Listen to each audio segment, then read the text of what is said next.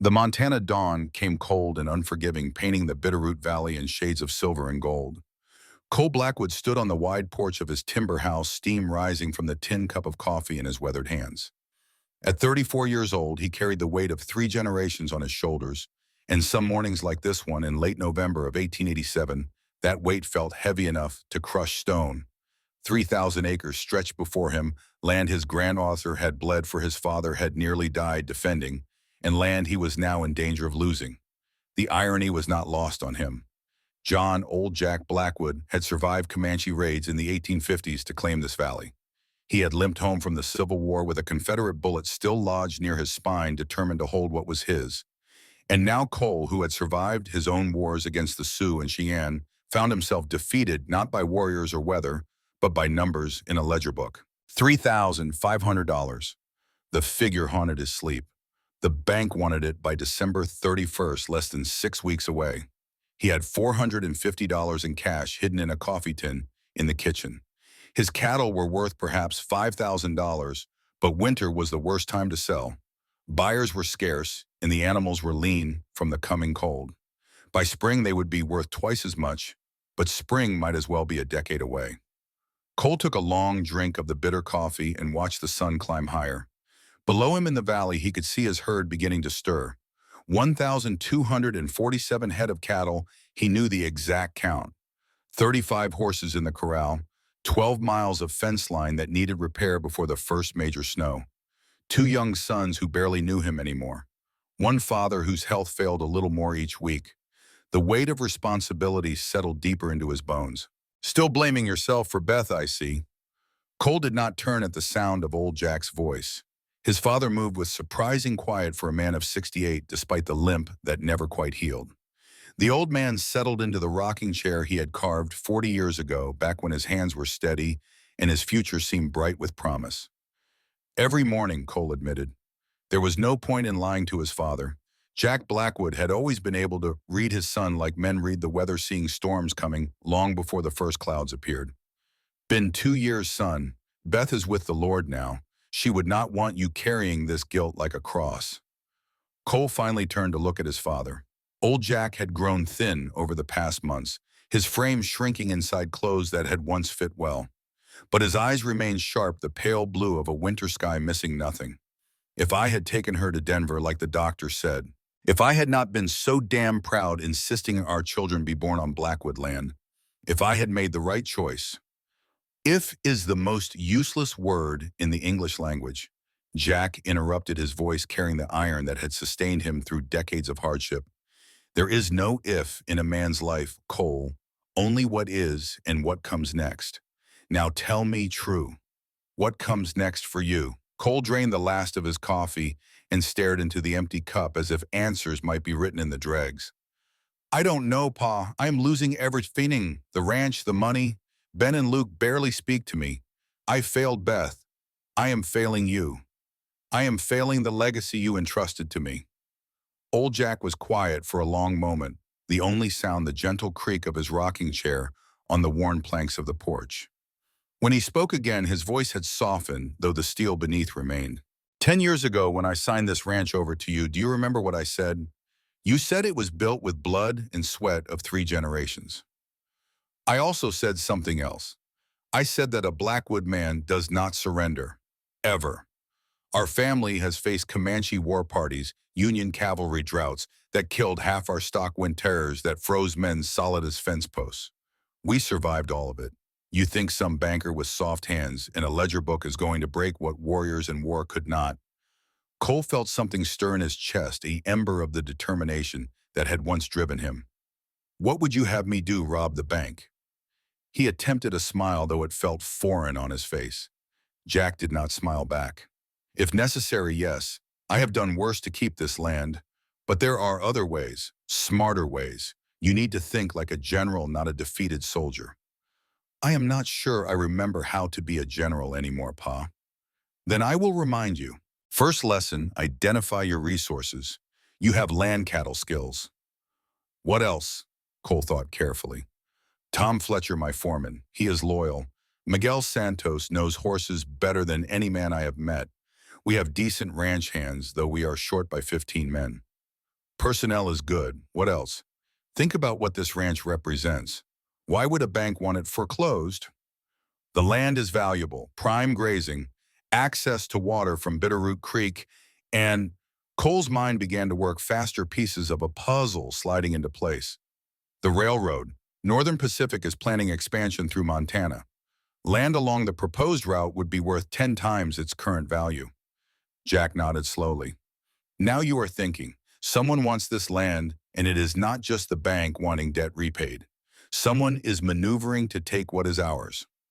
Cole felt the old familiar sensation of preparing for battle, that clarity of purpose that had sustained him through his army years. But even knowing that I still need $3,500 by year's end, money is one solution, but it is not the only solution. A wise man once told me that the best defense is not always a frontal assault. Sometimes you win by changing the terms of engagement. Before Cole could respond, the sound of small feet on the stairs inside the house interrupted them. Luke emerged first, his sandy hair sticking up in all directions, his 5-year-old face still soft with sleep. Behind him came Ben, more cautious, his 8-year-old eyes already carrying the wariness of someone who had learned too young that the world could take away everything you loved. "Papa," Luke said, launching himself at Cole with the fearless enthusiasm of childhood. "Is it true we might lose the ranch?" Cole caught his younger son, feeling the small body trembling slightly despite the brave face. Over Luke's head, he met Ben's gaze. The older boy stood apart, arms crossed, a miniature version of Cole himself. "We are facing some challenges," Cole said carefully. He had learned from his own father that you did not lie to children, but you did not burden them with adult fears either. "But Blackwood men do not give up. We will find a way. Like you found a way to save Mama." Ben's voice was quiet but sharp as broken glass. The silence that followed was painful. Old Jack stopped rocking. Luke stiffened in Cole's arms, and Cole felt the familiar guilt wash over him again, cold as the creek water in winter. "Ben," he began, "you could not save her. You could not save my baby sisters. What makes you think you can save the ranch?" The boy's words hit harder than any physical blow. Before Cole could respond, Ben turned and ran back into the house. Cole heard his bedroom door slam, the sound echoing like a gunshot. Luke squirmed free from his father's embrace. "Ben is just scared," he said, with the innocent wisdom of the very young. "He does not want to lose you too, Papa." "I know, son. Are you going to fix it? Make it so we do not have to leave." Cole knelt down so he was eye level with his younger son. "I am going to do everything in my power to protect this family and this land. That is a promise." Luke nodded solemnly, then ran back inside, presumably to try to comfort his older brother. Cole stood slowly, his knees protesting the movement. He was only 34, but sometimes felt twice that age. "The boy is not wrong," old Jack said quietly. "You could not save Beth. You cannot change the past. But you can sure as hell fight for the future. Question is, are you ready to do what needs to be done?" "What do you mean?" Jack pushed himself up from the rocking chair with effort. "Come to my cabin tonight. There is something about Beth I need to tell you, something I should have told you 2 years ago. But first you need to solve your immediate problem. You need help running this ranch. You need someone to care for those boys while you fight to save what is theirs. You need a wife." Cole finished the thought, crystallizing with sudden clarity. "Not a wife for love or romance. That ship has sailed for you, son, but a practical arrangement. Someone who needs what you can offer as much as you need what they can provide. A partnership of necessity." Cole stared at his father. "You cannot be serious." "I am deadly serious. You think you are the first widower to need a helpmate. Half the marriages in the Montana Territory started as practical arrangements. Some of them even turned into something more. But that is not the point. The point is survival. Your survival, those boys' survival, this ranch's survival. And where exactly would I find a woman desperate enough to marry a broken-down widower with more debt than assets?" Old Jack's weathered face cracked into something that might have been a smile. "Son, this is Montana in winter. Desperation is the one resource we have in surplus. You just need to know where to look." Cole thought about that conversation as he rode into Bitterroot later that morning. The town was not much to look at, just a main street with a dozen buildings. Miller's General Store, Henderson's Bank, the saloon, a church, a doctor's office that was empty more often than not, and a few other establishments that served the scattered ranching community. He tied his horse outside the bank, dreading the conversation he was about to have. Samuel Henderson, the banker, was a good man in his way, but he had a business to run. Personal sympathies did not pay dividends to the bank's investors back east. The interior of the bank was warm, heated by a potbelly stove in the corner. Henderson looked up from his desk as Cole entered, and the expression on his face told Cole this was not going to be pleasant. "Cole, I was expecting you might stop by." "Mr. Henderson." Cole removed his hat, holding it in both hands. "I came to discuss my loan situation." Henderson gestured to a chair. "Please sit. Can I offer you coffee?"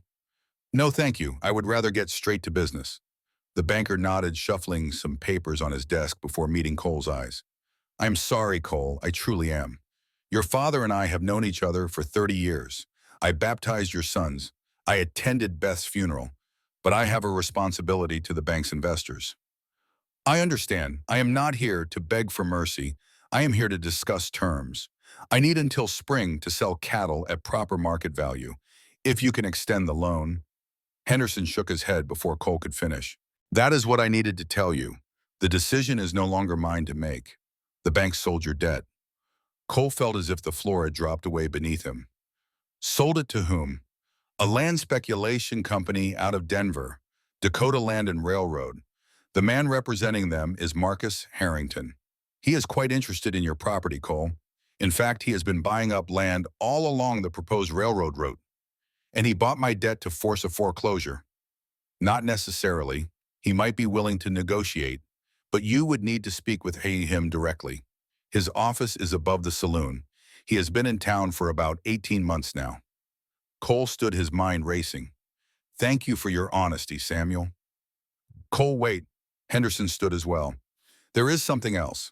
Harrington asked specific questions about your financial situation, about Beth's death, about your family. Someone has been feeding him information. I wanted you to know that it was not me, but someone in town is talking." "I appreciate the warning."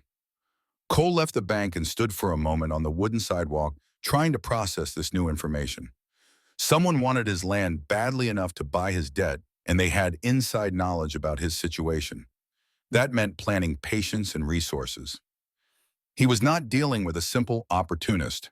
This was a coordinated campaign.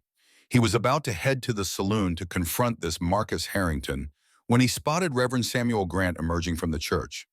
The elderly minister saw Cole and made his way across the street, his black coat flapping in the wind. "Cole Blackwood, just the man I wanted to see. Do you have a moment?" "Reverend?" Cole nodded respectfully. He was not particularly religious, but he respected Grant's dedication to the community. "I have been meaning to speak with you about young Ben and Luke. They have not been attending Sunday school lately." "I apologize, Reverend. We have been distracted by ranch business." Grant's weathered face softened with sympathy. "I understand. These are difficult times for you. But the boys need spiritual guidance, especially now. They need structure and education. I know, I am not equipped to provide what they need right now. Which is why I wanted to mention Miss Catherine Morgan. You know her, the school teacher." Cole had seen her around town a few times. A slender woman in her mid-20s, always dressed simply but neatly, carrying herself with a quiet dignity that suggested good breeding fallen on hard times. "I know who she is." "Well, she is no longer the school teacher. The territorial government cut funding for the school last week. Poor girl has no position, no income, and winter coming on. I have been trying to help her find work, but there is precious little available in Bitterroot." Cole felt a strange sensation, as if pieces of a puzzle were clicking into place without his conscious direction. "What sort of work is she seeking?" "Anything respectable. She is well-educated, hard-working, and of excellent moral character. A bit proud, perhaps, but that is understandable given her circumstances. She comes from a good Ohio family that fell on hard times. No family here, no prospects." Grant paused, studying Cole's face. "Why do you ask?" "Just curious." Cole's mind was working rapidly now, seeing possibilities he had not considered before. "Where might I find Miss Morgan if I wanted to speak with her?" Last I heard, she was staying in a room above Miller's store, but Samuel Miller needs that space for paying tenants. I fear she may have already been asked to leave. Grant's expression turned thoughtful. Cole, I know that look. What are you planning? Perhaps nothing. Perhaps something that could help both Miss Morgan and myself. Thank you, Reverend. Cole left the minister standing on the sidewalk looking puzzled and made his way to Miller's general store. Sarah Miller, the proprietor's wife, was behind the counter measuring out flour for an elderly customer. When she saw Cole, her expression became carefully neutral. Mr. Blackwood, what can I do for you? I am looking for Miss Catherine Morgan. I was told she might be here. Sarah's lips tightened. She is not here at the moment. And even if she was, I am not sure it would be proper for you to seek her out, a widower and a single woman. I have business to discuss with her, of a professional nature. Professional? Sarah's skepticism was evident. Mr. Blackwood, that girl is in a desperate situation. I would hate to see anyone take advantage of that desperation. Mrs. Miller, you have known me all my life. Have you ever known me to take advantage of anyone? Sarah's expression softened slightly. No, I suppose not. She left about an hour ago. I told her she could not stay past tonight. I need the room for a paying tenant. I saw her walking toward the edge of town carrying that old carpet bag of hers. Everything she owns in the world fits in that one small bag, Cole. It breaks my heart. Cole thanked her and left quickly. The edge of town was not far, and he had a good idea where a desperate woman with nowhere to go might be found. Sure enough, as he rode past the last few buildings, he saw a slender figure in a dark blue coat standing beneath a cottonwood tree. Catherine Morgan had her back to him, but he could see the rigid set of her shoulders, the way she clutched that carpet bag as if it were the only solid thing in an uncertain world. He pulled his horse to a stop about 30 feet away and simply watched her for a moment. She stood there for perhaps 5 minutes unmoving, staring out at the open plains beyond the town. Cole wondered what she was thinking. Was she considering walking into that wilderness? People died of exposure every winter in Montana. The territory was beautiful but merciless to the unprepared. Finally, as if reaching some decision, she turned. That was when she saw him. For a moment, they simply looked at each other across the distance. Even from here, Cole could see the intelligence in her eyes, the pride in the tilt of her chin, despite her obvious circumstances. She did not look away or show embarrassment at being found in such a situation. Instead, she walked directly toward him. Mr. Blackwood, she said when she was close enough to speak without shouting. Her voice was steady, educated, with a hint of Eastern refinement. Are you lost? No, ma'am. Are you? That depends on your definition of lost. Geographically, no. In other respects, she let the sentence trail off, then seemed to gather herself. Was there something you needed? Cole dismounted, standing before her with his hat in his hands. Up close, he could see that her coat was well made but worn patched carefully in places. Her gloves had holes at the fingertips, and despite her attempt at composure, he could see the fear lurking behind her eyes. I was told you recently lost your position at the school. News travels fast in small towns. Yes, Mr. Blackwood, the territorial government eliminated funding. I am no longer employed. Her chin lifted higher. If you have come to offer charity, you can save your breath. I am quite capable of taking care of myself. I have no doubt you are. But winter is coming, and taking care of oneself becomes considerably more difficult when one has nowhere to sleep and no source of income. Color rose in her cheeks. My situation is not your concern. Perhaps not, but I have a proposition that might benefit us both. Catherine's eyes narrowed. If you are suggesting what I think you are suggesting, Mr. Blackwood, I am not that desperate. Despite the gravity of the situation, Cole felt his lips twitch with something that might have been amusement. I am suggesting employment, Miss Morgan, of a very particular nature. But perhaps this conversation would be better conducted somewhere warmer. A storm is coming. He gestured at the dark clouds gathering on the horizon. Would you be willing to ride to my ranch to discuss the detail? Ride alone with you, that would hardly be proper. Neither is freezing to death under a tree. Miss Morgan, am not going to pretend I am offering anything conventional, but I am offering it honestly in good faith and with the understanding that you are free to refuse and walk away at any time. I am asking for 1 hour of your time to hear what I have to say. After that, the choice is entirely yours. Catherine studied him for a long moment. Cole could almost see her weighing options, calculating odds, measuring desperation against risk. Finally, she nodded once. 1 hour, Mr. Blackwood. But I warn you, I am not easily impressed by grand houses or wealthy ranchers. Good, Cole said quietly, because I am neither grand nor particularly wealthy anymore. What I am is a man in need of help speaking to a woman who might need what I can offer. Nothing more, nothing less. He helped her onto his horse and swung up behind her. The ride to the ranch took 20 minutes, during which neither of them spoke. Cole was acutely aware of her rigid posture, the way she held herself carefully apart from him, even while sitting in front of him on the saddle. When they reached the ranch, old Jack was still on the porch. He watched their approach with keen interest, but said nothing as Cole helped Catherine down from the horse. Miss Morgan, this is my father, John Blackwood. Sir, Catherine nodded respectfully. Miss? Jack's eyes traveled over her, assessing in the way of men who had spent lifetimes judging the worth of horses and cattle and people. Whatever he saw must have satisfied him, because he nodded slightly to Cole before disappearing into the house. Cole led Catherine inside, noting the way her eyes widened slightly at the spacious interior. The house was well-built, solid timber construction with good furniture and glass windows. But there was something empty about it, something missing that Cole had not been able to name until this moment. It lacked a woman's touch. No flowers in vases, no embroidered cushions, no small decorative items that turned a house into a home. It was clean and functional, but cold. Please sit. Cole gestured to a chair in the front room.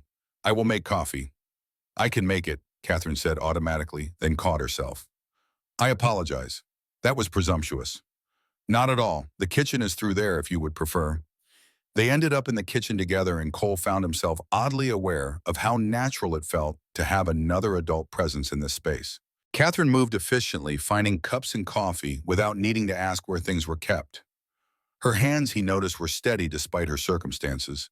When they were seated across from each other at the kitchen table, steaming cups before them, Cole began. I am going to be direct, Miss Morgan, because I suspect you appreciate honesty more than flowery speeches. I need a wife. Catherine's hand froze halfway to her cup. Excuse me. Not for romance or companionship, though both would be pleasant. I need a wife for practical reasons. I have 2 young sons who desperately need a mother's care and education. I have a ranch to run that requires my full attention if I am to save it from foreclosure, and I have a social standing that is suffering because a widowed man alone with children is viewed as problematic. Mr. Blackwood, let me finish, please. I am offering you a position as my wife in name and function, but with clearly defined terms. You would have your own room. No expectations of marital obligations unless and until you chose otherwise. You would manage the household, educate my sons, and represent this family in social situations. In return, you would have security shelter, a generous monthly allowance of $50, and the freedom to pursue your own interests, including establishing a school here if you wished.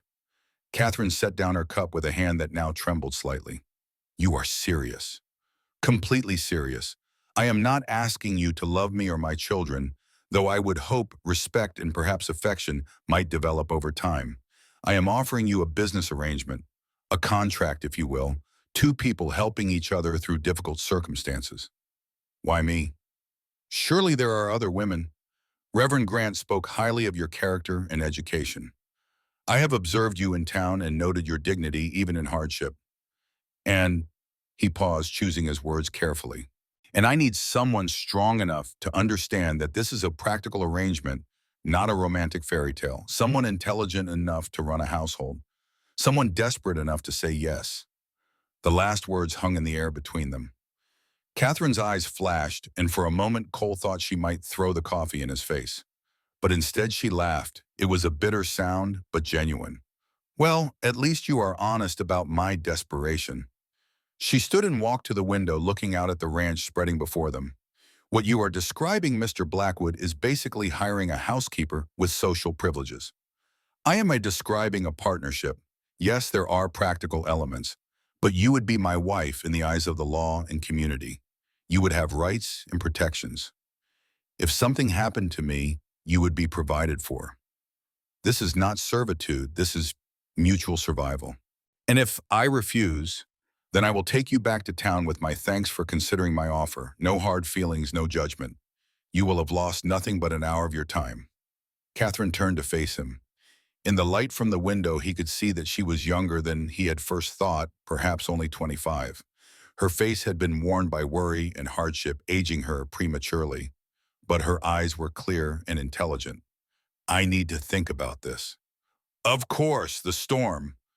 Cole glanced out the window. The dark clouds were much closer now, and the first fat snowflakes were beginning to fall. The storm is here. You are welcome to stay the night. There is a small room on the first floor that was meant for a housekeeper. You would be perfectly safe and chaperoned, as my father and sons are here. Before Catherine could answer, the sound of running feet announced the arrival of Ben and Luke. They skidded to a stop in the kitchen doorway, staring at the strange woman. Boys, Cole said firmly, this is Miss Catherine Morgan. She is a guest. What do you say? Hello, Luke offered shyly. Are you the lady Papa said might come? Cole felt Catherine's sharp gaze fix on him. Damn, the boy had given away that this was not as spontaneous as he had implied. Luke, Cole said carefully, why don't you and Ben show Miss Morgan to the guest room? She will be staying the night because of the storm. Ben, who had been silent, finally spoke. Is she going to be our new mother? The bluntness of children. Cole saw Catherine's face pale slightly. That has not been decided, Ben. Miss Morgan and I are discussing possibilities. Now please show her to her room and be polite. After the boys had led Catherine away, Cole leaned back in his chair and closed his eyes. He had shown his hand too soon and she knew it now. He had been planning this, waiting for her. That made him seem calculating, manipulative even. He could only hope she would see past that to the practical truth of the arrangement. An hour later, as full darkness fell and the snow began to fall in earnest, Cole found himself in his father's cabin. The small structure behind the main house was warm from the potbelly stove, and old Jack sat in his favorite chair with a glass of whiskey. She is still here, Jack observed. That is a good sign. Or just a sign that the weather has trapped her. Your mother stayed for the weather at first too. 6 months later, we were married. 25 years after that, she died in my arms. Best decision I ever made, choosing practical over passion. Cole had heard the story before, but tonight it felt different, more relevant. Catherine knows I planned for her to come. Luke let it slip. And she is too smart not to realize that makes me look manipulative. Jack poured a second glass of whiskey and handed it to his son. Cole, that woman is educated and intelligent. She will see through any pretty lies to the truth anyway. Better to be honestly calculating than dishonestly romantic. Now there is something I need to tell you about Beth. Something you should know before you bring another woman into this house. Cole felt a chill that had nothing to do with the temperature. What about Beth? About 2 months before she died, she came to me, asked me about a man named William Hartley. The name meant nothing to Cole. Who is that? Someone she knew before she came to Montana. Someone she had feelings for. She wanted to know if I thought it was wrong for a married woman to still think about a man from her past. Cole felt as if he had been punched. Beth was in love with someone else. I do not know if it was love's son, but she was not entirely happy. She tried to be. She loved you in her way, and she loved the boys completely. But there was a part of her that always wondered about the life she did not choose. I told her that was natural, that every person has roads not taken. But I think it troubled her more than she let on. Why are you telling me this now? Because I want you to understand something. Marriage is complicated. Even the best marriages have shadows and secrets and regrets. You put Beth on a pedestal after she died, made her into a saint in your mind. But she was human, Cole. She had doubts and desires and dreams that did not always align with reality. If you marry this Catherine woman, you need to understand that she will be human too. Flawed, complicated, maybe even harboring her own regrets. That does not make the arrangement any less valuable. It just makes it honest. Cole drained his whiskey in one swallow, feeling it burn down his throat. Did Beth ever write to this William Hartley? I do not know, but I found some letters once hidden in her sewing basket. Drafts I think that she never sent. I did not read them all, and I never told you. After she died, I could not bring myself to burn them. I hid them in the bottom drawer of your desk, thinking you might need to understand her better someday. But now with this Harrington fellow buying up your debt, asking questions about your family, Cole Hartley and Harrington are awful similar names. The implications hit Cole like a physical blow. You think this man trying to take my ranch might be Beth's former love? I think it is a hell of a coincidence if not. And I do not believe in coincidences, which means you need to be very careful, son. You might be fighting a man who wants more than just land. He might want revenge for the woman you took from him. Cole sat in silence processing this information. His perfect memory of Beth was fracturing, revealing complexity he had never suspected. His current crisis might be personal rather than purely financial. And he was asking a desperate woman to step into a situation far more complicated than a simple marriage of convenience. I should tell Catherine all of this before she decides. It is only fair. Fair, Jack laughed harshly. Son, there is no fair in survival. You tell her what she needs to know when she needs to know it. Right now, she needs to know you can offer her safety and purpose. The rest can wait. Cole left his father's cabin and returned to the main house. The boys were already asleep, and he found Catherine sitting in the front room, staring into the fire. She looked up as he entered.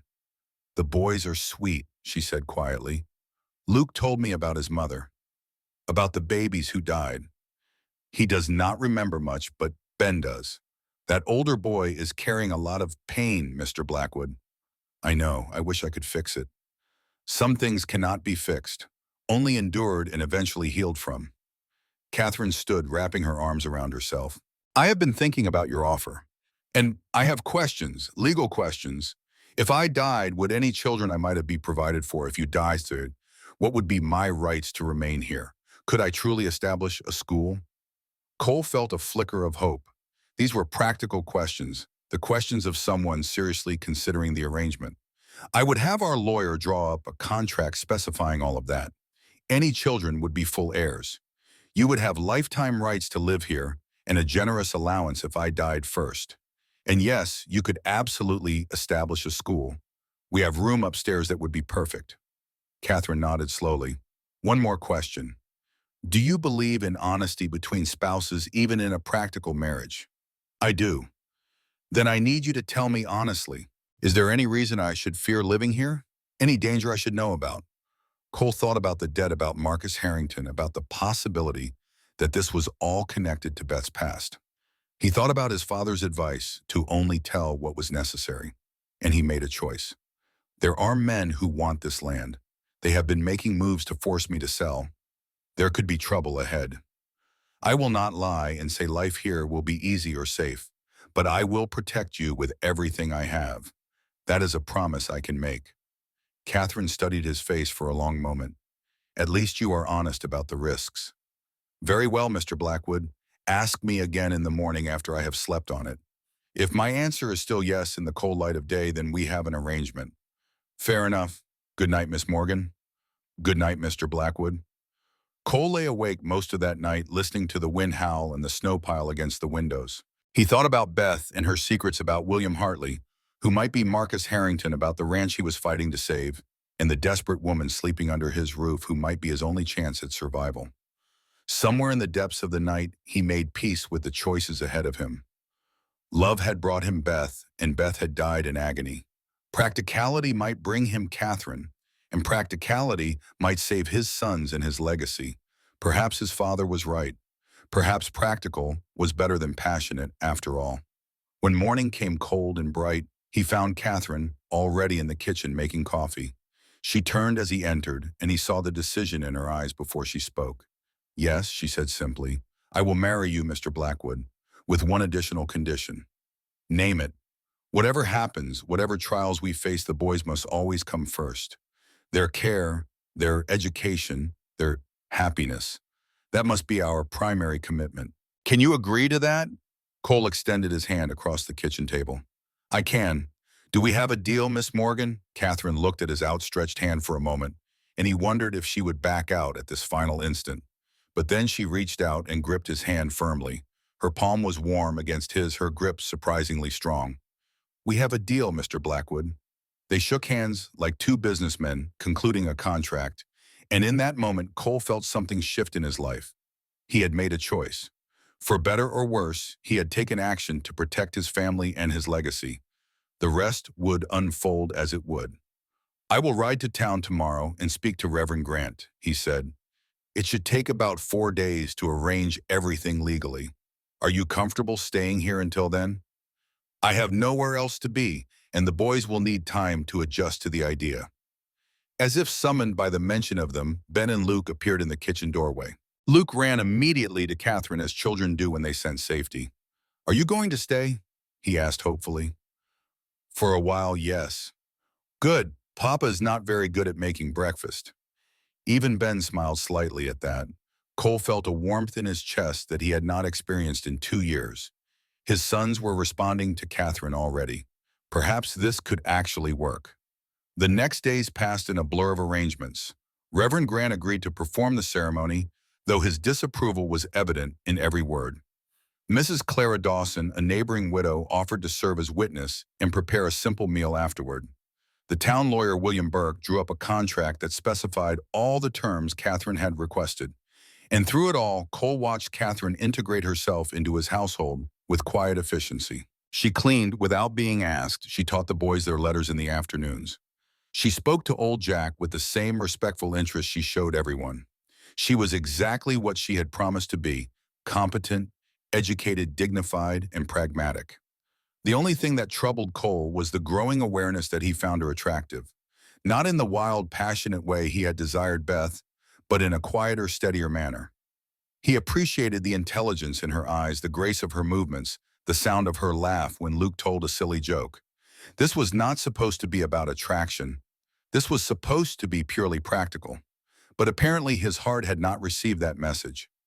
On the fourth day, as promised, they gathered in the front parlor for the wedding. Reverend Grant stood before them with his Bible, looking as if he were conducting a funeral rather than a marriage. Mrs. Dawson sat in a chair near the window, knitting and occasionally dabbing at her eyes. Old Jack stood beside Cole, straight and proud despite his failing health. And the boys stood near Catherine, Luke holding her hand, and even Ben standing close enough to show acceptance. "This is highly irregular," Grant said for the third time. "Marriage is a sacred institution, not a business transaction." "With respect, Reverend," Cole replied calmly, "the marriage will be legal and binding. The reasons behind it are between Miss Morgan and myself." Grant huffed but began the ceremony. The words washed over Cole in a blur. He was acutely aware of Catherine standing beside him in her simple blue dress, the same one she had worn when she arrived.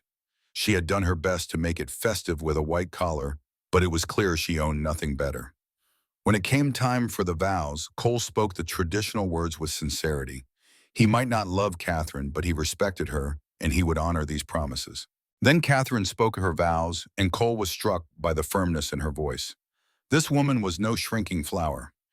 She was claiming her place in this family with confidence. "You may kiss the bride," Reverend Durant said, sounding as if the words pained him. Cole looked at Catherine, seeing the slight nervousness in her eyes. He leaned down slowly, giving her time to pull away if she wished.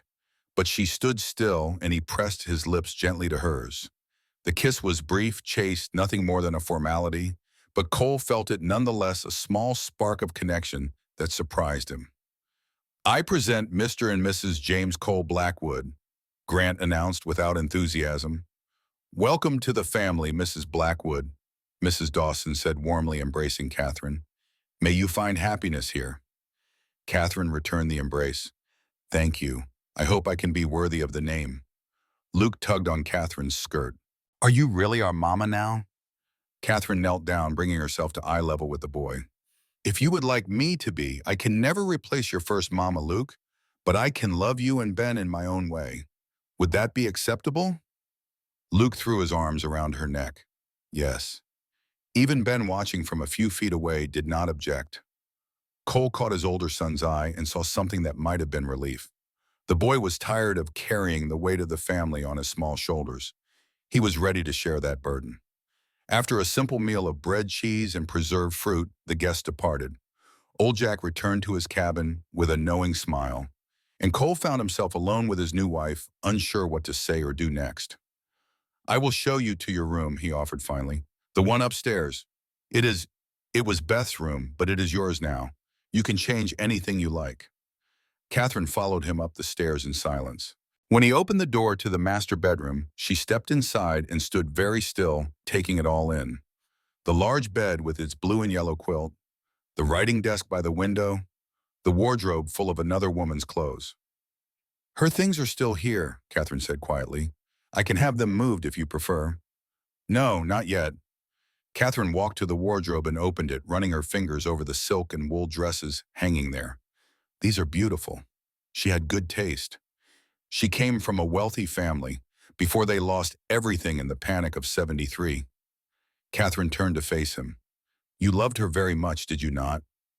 Cole could have lied, could have said what he thought she wanted to hear, but he had promised honesty. I did. In the beginning, it felt like I would die without her, but love was not enough to save her. And now I am not sure what I feel. Guilt mostly, regret, the sense that I failed her. You did not fail her, Cole. Life failed her, failed. Medicine failed her. Fate failed her. You did everything you could. It was the first time she had used his given name, and the sound of it from her lips felt surprisingly intimate. I hope you are right. I will leave you to settle in. My room is at the end of the hall if you need anything. Cole, Catherine stopped him as he turned to leave. Thank you for being honest with me, for treating me with respect. I know this is not a conventional marriage, but I will do my best to be a good wife and mother to your sons. And I will do my best to be a good husband to you. Perhaps that is all we can promise each other for now. That night, Cole lay in his bed at the far end of the hall and thought about the woman now sleeping in Beth's room. He wondered if he had done the right thing bringing a stranger into his home and his life. He wondered if Catherine would stay when things got difficult, as they inevitably would. And he wondered with a mixture of hope and fear if this practical arrangement might somehow become something more. 3 floors below in the guest cabin, old Jack sat by his fire and smiled into the flames. His son had made a good choice, whether Cole knew it yet or not.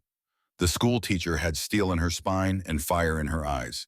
She would need both for what was coming. And in town, in the office above the saloon, Marcus Harrington sat at his desk reading a telegram from Denver. His hands shook slightly as he read the news that Cole Blackwood had just married. Married while Beth barely 2 years in the ground. Married to another woman while the woman Harrington had loved died alone in this God-forsaken wilderness. He crumpled the telegram and threw it into the fire. Then he pulled out a ledger and made a notation in careful script. December 1st, increased pressure. Blackwood must be removed by year-end. The war for the Blackwood Ranch had entered a new phase, and none of the participants yet understood just how high the stakes truly were. The first Sunday after the wedding arrived with crystalline cold, the kind that made breath hang frozen in the air and turned the landscape into a study of white and gray. Cole stood in front of the mirror in his bedroom, adjusting the black string tie that felt tight around his neck. He had not worn his Sunday suit since Beth's funeral 2 years ago, and the fabric seemed to carry the memory of that day like a stain. Behind him, he could hear Catherine moving about in what had been Beth's room, now hers. The sounds were different from what he remembered. Beth had moved with quick, nervous energy, always rushing. Catherine was deliberate, methodical. He could picture her laying out her clothes with care, making the most of her limited wardrobe.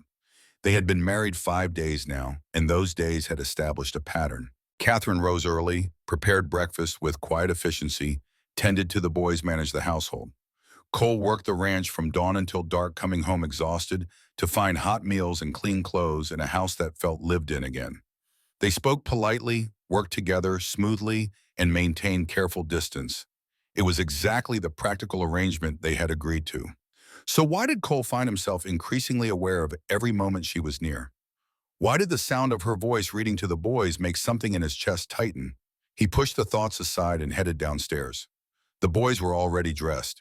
Ben in his dark wool suit and Luke in slightly too small trousers that showed his ankles.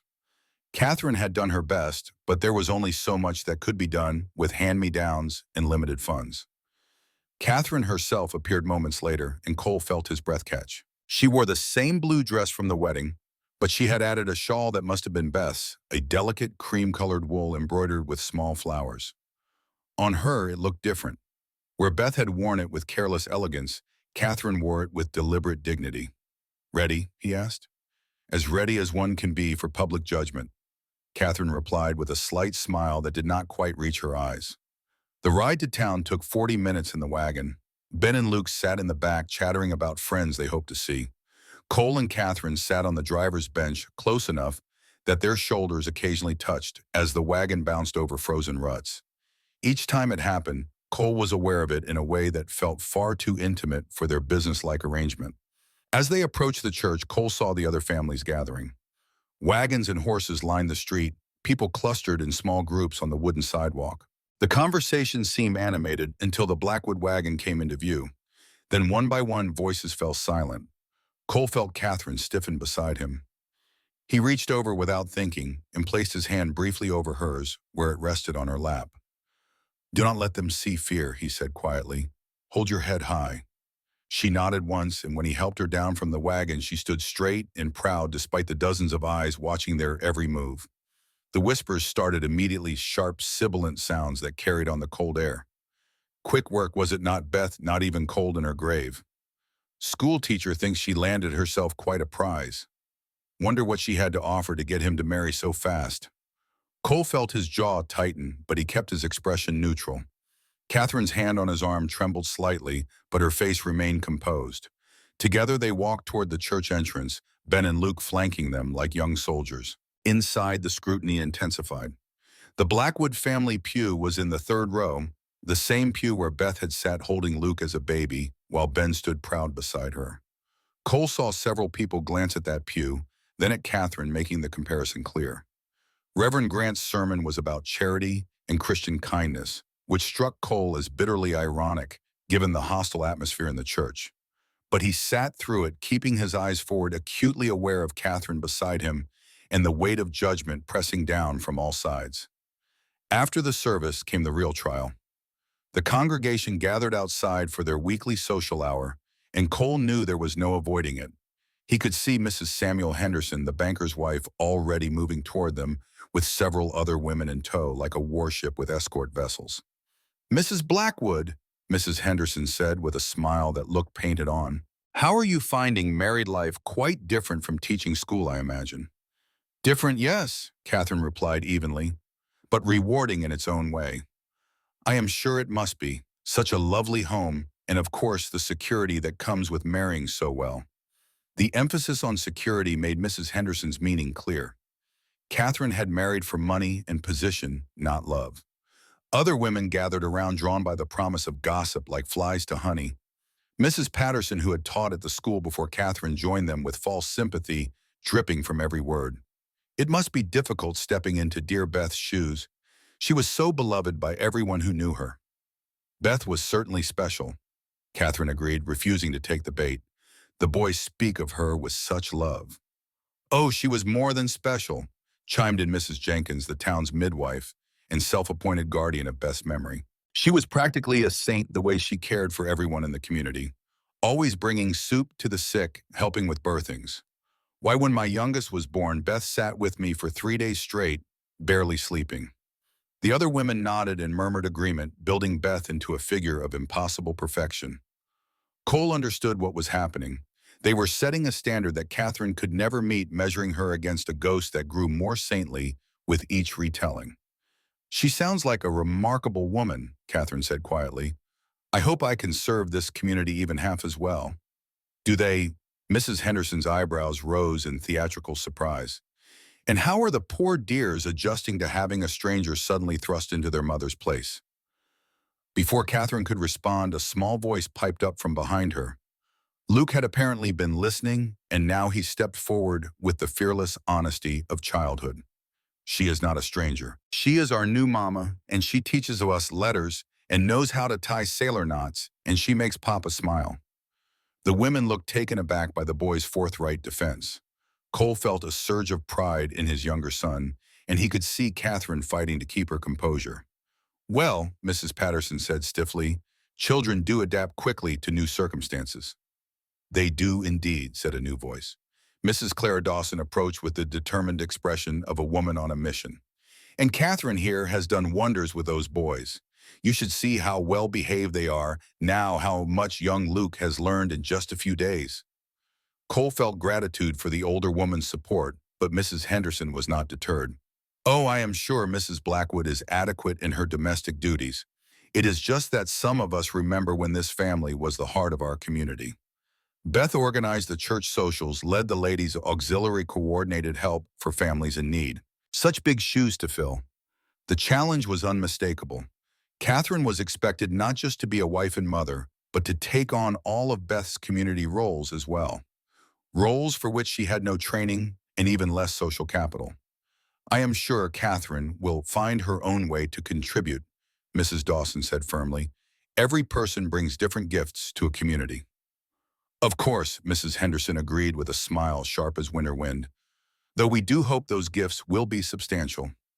The Blackwood family has always been so generous with their time and resources. Cole had heard enough. He was about to intervene when a commotion near the church steps drew everyone's attention. Billy Henderson, the banker's son, and Ben were facing off with fists raised. Cole strode over quickly, placing a firm hand on Ben's shoulder. "What is going on here?" "He said my new mama was just a gold digger." Ben burst out, tears of anger streaming down his face. "He said she only married you for money and does not really care about us." The silence that followed was absolute. Every conversation in the churchyard stopped. Cole looked from his son to Billy Henderson to the ring of adults watching the drama unfold. Then he turned his gaze deliberately to Mrs. Henderson. "Billy," Cole said quietly, his voice carrying clearly in the stillness, "I think you owe my wife an apology." "I was just repeating what I heard," Billy mumbled, glancing nervously at his mother.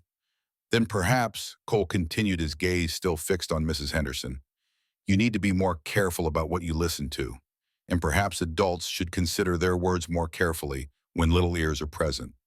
Mrs. Henderson's face flushed red. Several people looked away uncomfortably.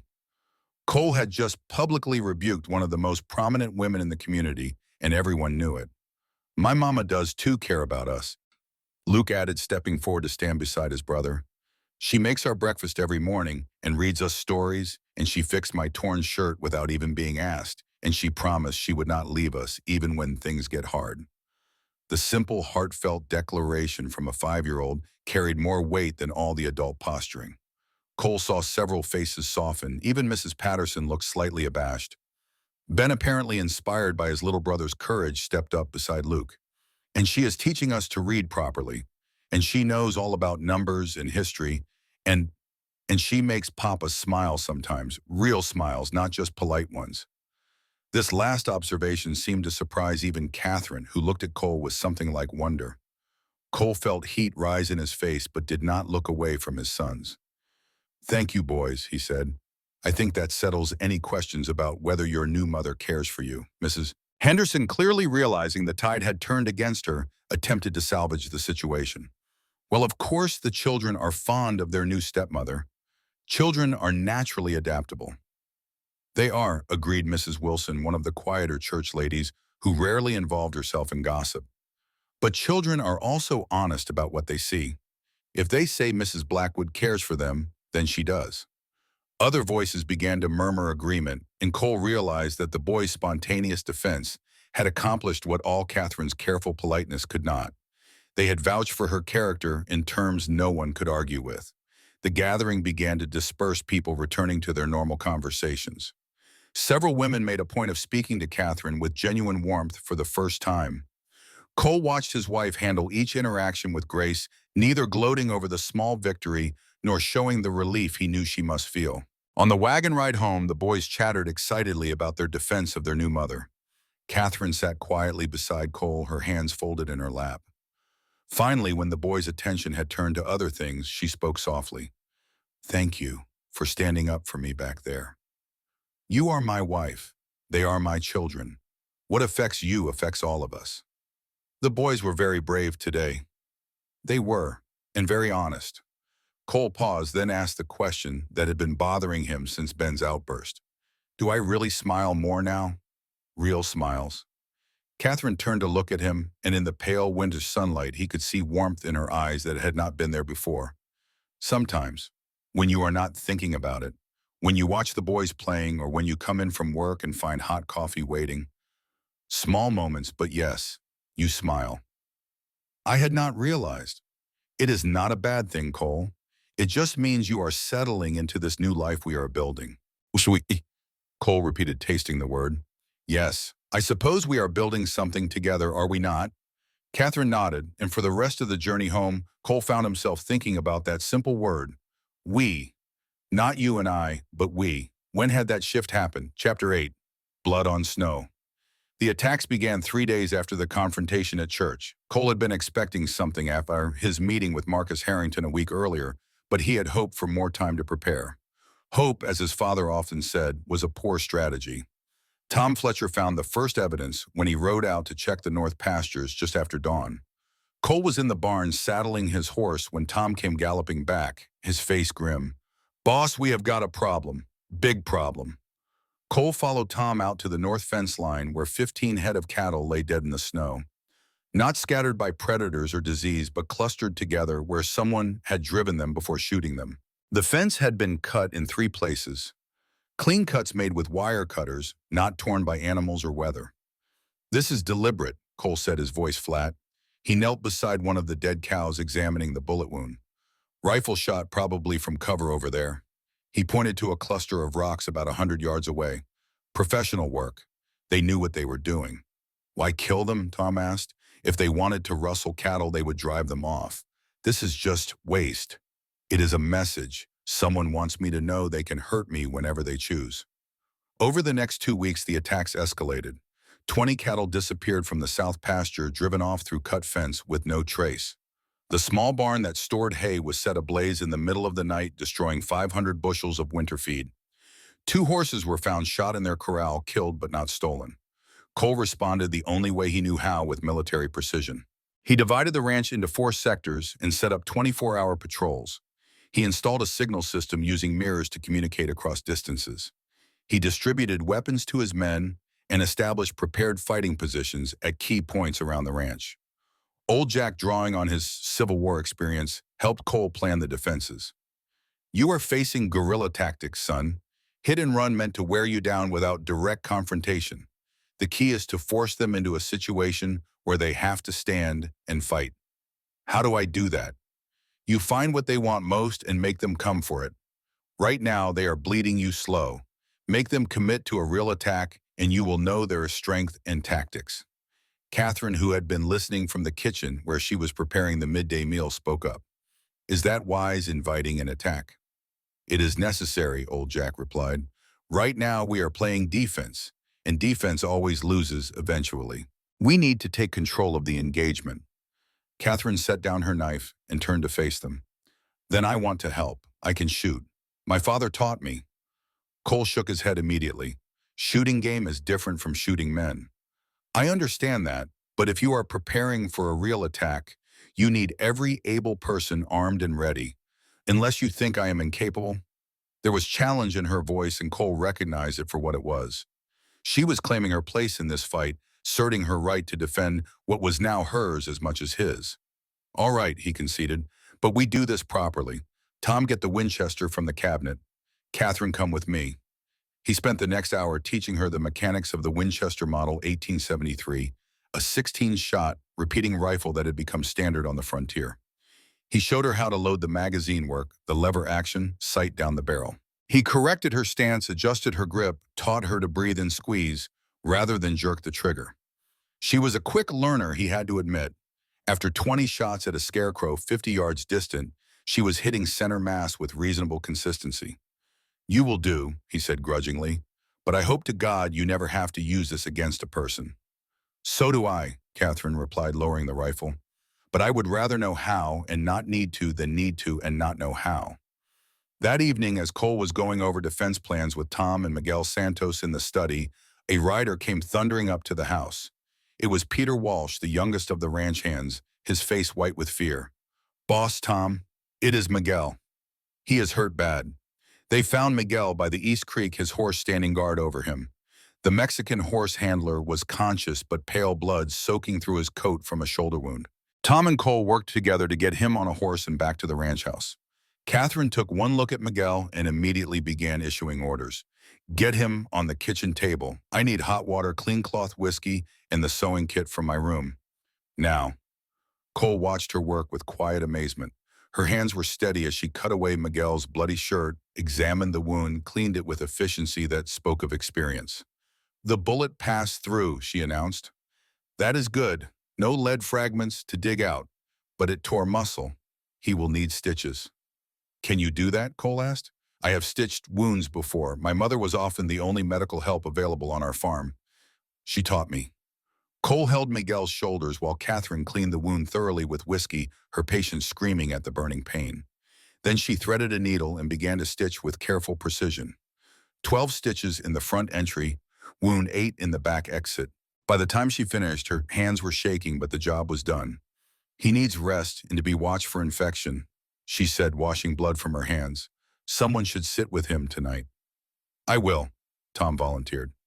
After Miguel had been moved to the bunkhouse, Cole found Catherine in the kitchen, sitting at the table with a cup of coffee she had not touched. Her hands were still trembling slightly. He sat down across from her. "You saved his life. The doctor could not have done better." "I just did what needed doing. It was more than that. You were calm, focused. I have seen soldiers panic with less provocation." Catherine looked up at him, and he saw tears gathering in her eyes, though she fought to hold them back. "I was terrified the entire time. What if I made it worse? What if he died because of something I did wrong? But you did not let that fear stop you. That is what courage is, Catherine. Not the absence of fear, but the will to act despite it." She nodded, then the tears came despite her efforts. Cole found himself moving around the table without thinking, pulling her up from her chair and into his arms. She stiffened for a moment, then relaxed against him, her face pressed to his chest as she cried. It was the first time he had held her since their brief wedding kiss, and Cole was startled by how natural it felt. How right it felt to have her in his arms to offer comfort and strength. When her tears subsided, Catherine pulled back slightly, looking up at him. "I'm sorry, that was unseemly. It was human. You just stitched a man back together with your bare hands. I think you have earned the right to a few tears." Something passed between them in that moment, some current of understanding that went deeper than words. Catherine's hand was still resting on his chest, and Cole became acutely aware of how close they were standing, how her eyes looked in the lamplight. He stepped back, deliberately breaking the moment before it could develop into something more. "You should rest. It has been a long day." "Yes. Good night, Cole." "Good night." But as Cole lay in his bed that night, he could not stop thinking about how she had felt in his arms and how much he wanted to hold her again. Chapter 9. Shadows and Secrets. The attack on Miguel had shaken the ranch, but it also seemed to galvanize something in Catherine. She threw herself into teaching the boys with renewed intensity, as if education could be a bulwark against chaos. And it worked in its way. Ben and Luke spent their mornings learning letters and numbers, their afternoons practicing reading their minds, occupied with something other than fear. It was on one such afternoon that Ben asked Catherine if she would like to see something special. Luke was napping, exhausted from a morning of particularly energetic lessons. Cole was out checking fence lines with Tom. The house was quiet. "What is it?" Catherine asked, setting aside the book she had been reading. "A place Mama used to go. A place Papa never opens anymore." Ben led her upstairs to a door at the end of the hall that Catherine had never seen opened. The boy turned the handle and the door swung inward to reveal a nursery frozen in time. The room was dim dust motes dancing in the weak winter light that filtered through drawn curtains. 2 cribs stood against one wall draped in white sheets like ghosts. Wooden toys were scattered about a rocking horse, hand-carved animals, a small wagon. And on the wall hung a portrait of a woman with kind eyes and auburn hair turned to face the corner as if someone could not bear to look at it. "This was going to be the twins' room," Ben said quietly. "Mama made that rocking horse herself, and Papa was building the cribs. But then your mama and the babies died," Catherine finished gently. Ben nodded. He walked to a shelf and picked up a small wooden horse worn smooth by small hands. "She made this for me when I was 4. Said every boy needed a good horse to ride." Catherine felt tears prick her eyes as she watched the boy hold this precious connection to his lost mother. "It is beautiful work. Your mama was very talented. She could make anything, quilts, toys, clothes. She was making a special cradle for the babies, a big one for both of them together." Ben pointed to a half-finished piece of furniture in the corner. "Papa never finished it. I think it hurt too much to look at." "I am sure it did." Ben set down the wooden horse and turned to face Catherine with eyes far too old for his 8 years. Do you think she is angry, my mama, that you are here now? The question pierced Catherine's heart. Oh, Ben, I think if your mama is in heaven watching over you, she wants you and Luke to be happy. She wants someone to love and care for you. But what if she thinks you are trying to replace her? Catherine knelt down so she was eye level with the boy. I am not trying to replace your mama, sweetheart. No one could ever do that. Your mama will always be your mama, the woman who gave you life, who loved you first. But maybe there is room in your heart for both of us, for the memory of her and for me standing here with you now. Ben studied her face for a long moment, weighing her words. Then in a voice barely above a whisper, I do not want to forget her. You will not forget. I will make sure of that. Tell me about her, Ben. Tell me everything you remember, and I will help you keep those memories alive. And so Ben talked. He told Catherine about his mother's singing voice, how she would hum Irish lullabies while she worked. He told her about the way she made butter cookies every Saturday, letting him help press shapes into the dough. He told her about the stories she invented, tales of brave knights and clever princesses that never came from any book. As he talked, Catherine carefully turned the portrait on the wall to face the room again. The woman looking back at her from the painting had a kind face, laugh lines around her eyes, and work-worn hands folded gently in her lap. Beth Blackwood had been beautiful in an earthy, practical way. She looks like someone who gave very good hugs, Catherine observed. She did. Ben's voice was thick with emotion. She smelled like bread and lavender, and she always had time to listen. Ben, can I tell you something about my own mother? The boy nodded. She died when I was 15. Pneumonia took her in the space of 3 days. And I was so angry. Angry at her for leaving, angry at God for taking her, angry at myself for not being able to save her. I tried to forget the pain by forgetting her. I stopped talking about her, stopped thinking about her. And you know what happened? What? I lost her twice. Once when she died, and again when I tried to forget. Don't make my mistake, Ben. Hold on to your memories of your mama. Talk about her. Cry when you need to. Laugh when you remember the good times. That is how you keep her alive in your heart. Ben looked at her with something like revelation dawning in his eyes. Then for the first time since Catherine had met him, he smiled. Not a small, careful smile, but a real one that transformed his serious little face. Will you help me? Help me remember her properly. Of course I will, and you can help me be a good mama to you and Luke. We will figure this out together. Ben threw his arms around her waist, and Catherine held him close, this brave boy who had lost so much and was trying so hard to be strong. Over his head, she looked at Beth's portrait and made a silent promise. I will take care of them. All of them. I will do my best to fill the space you left. When they finally left the nursery, Ben turned back at the door. Can we leave the portrait facing out? I think Mama would want to see the light. I think that is a wonderful idea. That evening, after the boys were in bed, Catherine found Cole in his study going over ledgers. She knocked softly on the doorframe. May I come in? Cole looked up surprised. She rarely sought him out in his private space. Of course, Catherine entered and sat in the chair across from his desk. Ben showed me the nursery today. Cole's face went still. Did he? He told me about Beth, about the twins, about how much he misses them all. I see. Cole, he is carrying so much pain. He blames himself in some childish way for their deaths. He thinks if he had been better behaved somehow, it would have changed things. Cole closed the ledger with a snap. That is ridiculous. He was 5 years old. Grief is not logical. You should know that better than anyone. The barb hit home and Cole flinched. What do you want me to do, Catherine? I cannot bring his mother back. I cannot fix what is broken. No, but you can talk to him. Share your own grief. Let him see that it is acceptable to hurt, to remember to mourn. Right now, he thinks he has to be strong for Luke, strong for you. He is 8 years old and carrying the weight of this family on his shoulders. Cole was quiet for a long moment. When he spoke again, his voice was rough. I do not know how to talk about Beth. Every time I try, I see her dying. I hear her screaming. I remember holding her as the life drained out of her and knowing I could do nothing to stop it. Catherine leaned forward. Then tell Ben that. Tell him that grief is hard for you too, that you struggle with it every day. Let him see your humanity, Cole. He needs to know his father is not made of stone. If I let myself feel it all, Catherine, I am afraid I will drown in it. Then maybe you need someone to help keep you afloat. You do not have to do this alone anymore. Their eyes met across the desk, and Cole saw compassion in her gaze. Not pity, which he would have rejected, but understanding. This woman had lost her own mother, her own family, her own dreams of a different life. She knew about grief and survival.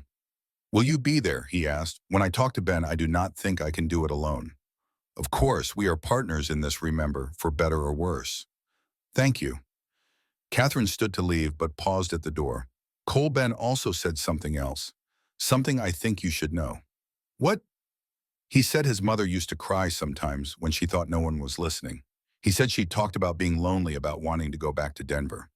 He thinks she loved you and him and Luke, but that she was also torn between the life she had and the life she imagined she might have had. Yet Cole felt as if the floor had dropped away beneath him. He heard that children hear everything, and they understand more than we think they do. After Catherine left, Cole sat in the silence of his study and let the implications wash over him. Beth had been unhappy. She had cried when she thought no one was listening. She had been lonely. All the things his father had hinted at now, confirmed by his own son. Cole pulled open the bottom drawer of his desk, where he kept the letters his father had left for him after Beth's death. Old Jack had found them hidden in Beth's sewing basket, draft letters Beth had written but never sent. Cole had not read them, all could not bring himself to after the first few lines. But now he forced himself to pull them out and read every word. Letter after letter addressed to William Hartley in Denver, never mailed. Beth pouring out her heart to a man who was not her husband in words she never had the courage to send. Talking about the life she might have had, the dreams she had given up, the loneliness of the ranch. But also talking about her love for her sons, her respect for Cole even if she did not love him with passion, her determination to make the best of the choice she had made. They were the letters of a complex woman torn between duty and desire, reality and dreams. Not a saint, not a villain, just human. Cole sat there until late into the night, reading and rereading those letters, letting his perfect memory of Beth shatter and reform into something more complicated, but also more real. And when he finally went to bed exhausted and emotionally raw, he realized that Catherine had given him a gift. The gift of seeing Beth as she truly was, flawed and struggling and human. Which somehow made Cole's failure to save her feel less like a unique moral failing and more like a simple tragedy. Maybe he thought as sleep finally claimed him. Maybe Catherine was saving him in ways he had not even realized he needed saving. Chapter 10. Fire in the darkness. The attack came on a moonless night 2 weeks before Christmas. Cole woke to the sound of the signal bell clanging frantically, the alarm they had set up for just this eventuality. He was out of bed instantly, grabbing his Winchester and a box of ammunition. He met Tom Fletcher in the hallway, the foreman already armed and moving fast. North sector. Looks like a dozen or more men, maybe more. They are trying to set fire to the main barn. Wake everyone, full defensive positions. Execute the plan exactly as we practiced. Tom nodded and disappeared. Cole moved quickly to Catherine's room and knocked hard. Catherine, we are under attack. Get the boys to the root cellar now. Her door opened immediately. She was already dressed, having apparently slept in her clothes. I am ready. Where do you need me? Root cellar with the boys. Lock it from inside and do not come out until you hear my voice or Tom's calling. The all clear. Cole, I can help fight. I need you to protect my sons. That is the most important job right now. Please, Catherine. She searched his face for a moment, then nodded. Be careful. Always am. Cole watched her disappear into the boys' room. Then he moved to the gun cabinet and began distributing weapons. Old Jack appeared, moving slowly, but with his old cavalry carbine in his hands. Just like Shiloh, the old man said with a grim smile. Except my knees were better then. Second floor windows facing north and west. You see anyone who is not one of ours, you shoot. With pleasure, son. Cole positioned his defenders according to the plan they had practiced. Miguel recovered enough from his shoulder wound to shoot, took the barn loft with a clear field of fire. 2 ranch hands covered the east approach from the bunkhouse. Old Jack had the house second floor, and Cole himself moved between positions, coordinating the defense. The attackers had learned from their previous hit-and-run tactics. This time they came in force, at least 15 men that Cole could count, moving with discipline that suggested military training. They advanced in teams, providing covering fire for each other as they tried to get close enough to the barn and bar to set it ablaze. "Fire at will," Cole shouted. "Aim for center mass." The ranch erupted in gunfire. From his position behind a water trough, Cole worked his Winchester with mechanical precision. Aim, fire, lever, aim, fire. He saw one attacker go down, clutching his leg. Another fell backwards and did not get up. But they kept coming. Someone hurled a torch toward the barn. It fell short, sputtering out in the snow. Another torch flew through the air, this one landing on the barn roof. Miguel, from his position in the loft, threw a bucket of water on it before it could catch. "They are trying the east side," Tom shouted. Cole ran to that position, arriving just in time to see three men cutting through the fence. He dropped to one knee, steadied his aim, and fired 3 times in rapid succession. 2 of the men went down. The third ran back into the darkness. From the house, he heard the boom of old Jack's carbine. The old man might be slow on his feet, but his aim was still deadly. For 20 minutes, the battle raged. Attackers tried repeatedly to reach the barn or the house. Each time they were driven back by accurate fire from the defenders. Cole used his military training to good effect, shifting his men to counter each assault, never leaving a gap in the defenses. Then he heard breaking glass from the house. Fear shot through him like electricity. Catherine and the boys were in there. He ran toward the house, his heart pounding. As he burst through the back door, he heard a woman's voice from the front hallway. "Stop right there. Do not take another step." Catherine's voice steady but with steel underneath. Cole moved quickly but quietly through the kitchen. In the front hallway, he saw Catherine standing with the Winchester he had taught her to use. She was aiming it at a man who had climbed through the broken window and was now frozen in place. "I said stop," Catherine repeated. "The next step you take will be your last." The man laughed, though there was nervousness in it. "You are not going to shoot me, lady. School teachers do not shoot people."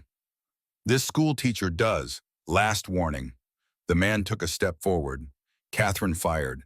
The sound was deafening in the enclosed space. The man went down with a scream, clutching his thigh where Catherine's bullet had struck. She worked the lever action, immediately chambering another round and keeping the rifle trained on the man. Her hands were shaking. Cole could see, but her aim never wavered. Another attacker appeared at the window. Before he could climb through, Cole fired from behind Catherine. The man dropped. "Catherine, take the boys and go to the cellar now." "There is another one." He went toward the study.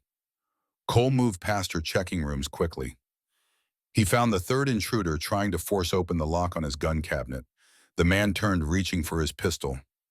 Cole did not give him the chance. He fired once and the man crumpled. From outside, the gunfire was tapering off. The attackers were retreating, having failed to accomplish their objective. Cole heard Tom shouting the all clear. He turned back to the hallway. Catherine was still standing over the man she had shot, the rifle still pointed at him, even though he was clearly not going anywhere. "Catherine, it is over." She did not lower the rifle. Cole walked over and gently put his hand on the barrel, pushing it down. "It is over. You can put it down now." Only then did Catherine seem to come back to herself. She looked at the rifle in her hands as if seeing it for the first time, then at the man bleeding on her floor. Her face went white. "I shot him. I actually shot him." "You did. You saved your life, and probably the boys' lives too." Catherine's hands began to shake violently. Cole took the rifle from her before she could drop it. Then, without thinking about propriety or distance or their careful arrangement, he pulled her into his arms. She was rigid at first shock, holding her in its grip. Then she collapsed against him, her whole body trembling. "I could have killed him," she whispered. "I aimed for his leg, but what if I had missed? What if?" "You did not miss. You did exactly what I taught you. You defended our home." "Our home?" Catherine pulled back slightly to look up at him. "Did you really just say that?" "Yes, this is our home, Catherine. Ours, not mine, not yours, ours. And you fought for it like a warrior. I have known soldiers who would have run. You stood your ground." Something shifted in her eyes, some barrier that had been between them crumbling away. "I was so scared." "So was I, but we did it. We held them off." They stood there in the hallway, holding each other, while around them, men began securing the prisoners and assessing damage. Old Jack came down the stairs, took one look at Cole and Catherine, and smiled before turning away to give them privacy. It was Tom who finally interrupted. "Boss, we got 4 of them alive, 2 wounded, including the one Mrs. Blackwood shot. The rest ran. We had no casualties on our side, though Pedro caught a graze on his arm." Cole reluctantly released Catherine. "Tie up the prisoners. I want to question them." The man Catherine had shot was bound and dragged into the kitchen. Cole looked down at him with cold fury. "Who sent you?" "Go to hell." Cole crouched down, putting his face close to the man's. "You tried to burn my barn. You could have killed my family. I have no patience for games. Who is paying you?" "Some fellow out of Denver. Harrington, I think his name was. Paid us $200 each to scare you off. Said if we killed someone, it was worth 500. Harrington. Cole stood up, his suspicions confirmed. "How many of you in total?" 15 when we started. Maybe 10 still standing after tonight." Cole looked at Tom. "Send word to Marshal Brady. Tell him we have prisoners and a confession about Harrington." After the prisoners had been secured and the damage assessed, Cole found Catherine in the kitchen, scrubbing blood from the floor with vicious intensity. Her hands were red from the hot water and harsh soap. "Catherine." She did not look up. "I cannot get it out. I have tried 3 different things and it is still there." "Catherine, stop." Cole pulled her up from the floor and pried the brush from her hands. "It is just a stain. It will come out eventually. Right now you need to rest." "I do not think I can rest. Every time I close my eyes, I see that man. I see myself pulling the trigger. I hear the sound it made when the bullet hit him." Cole led her to a chair and poured whiskey into a cup. "Drink this. It will help." She obeyed, mechanically coughing as the liquor burned down her throat. Cole sat down across from her. "I am going to tell you what my commanding officer told me the first time I shot a man in combat. He said I could live with the guilt of shooting a bad man, or I could live with the guilt of letting my comrades die. Either way, there would be guilt, but only one choice kept people alive. It does not make it easier. No, but it makes it necessary, and that matters." They sat in silence for a long moment. Then Catherine asked the question that had been haunting Cole since his conversation with Ben. "Tell me about Beth. Really tell me. Not the perfect version, but who she actually was." And so Cole told her. He told her about the letters to William Hartley. He told her about Beth's unhappiness, her loneliness, her dreams of a different life. He told her about his own guilt, the choices he made that he could never unmake. Catherine listened without interrupting. When he finished, she reached across the table and took his hand. She was human, Cole, torn between 2 lives, 2 versions of herself. That does not make her a bad person. It makes her real. I know that now, but for so long held on to this image of her as perfect, as if making her a saint somehow made my failure to save her less terrible. You did not fail her. Life failed her. Medicine failed her. You loved her the best you knew how, and sometimes that is all anyone can do. Cole looked at their joined hands, then up at Catherine's face. "When did you become so wise?" "I am not wise. I am just someone who has also lost people and learned that guilt is a heavy burden that changes nothing. Beth made her choices. You made yours. The twins died because of complications we cannot control or understand. And now you have a second chance. We have a second chance." "Do we?" "I think so, if we are brave enough to take it." Cole stood, pulling Catherine up with him. For a long moment, they simply looked at each other. Then slowly, deliberately, Cole leaned down and kissed her. Not the brief, formal kiss of their wedding, but something deeper. A promise of possibility. When they finally broke apart, Catherine smiled. "That was not very businesslike, Mr. Blackwood." "No, it was not.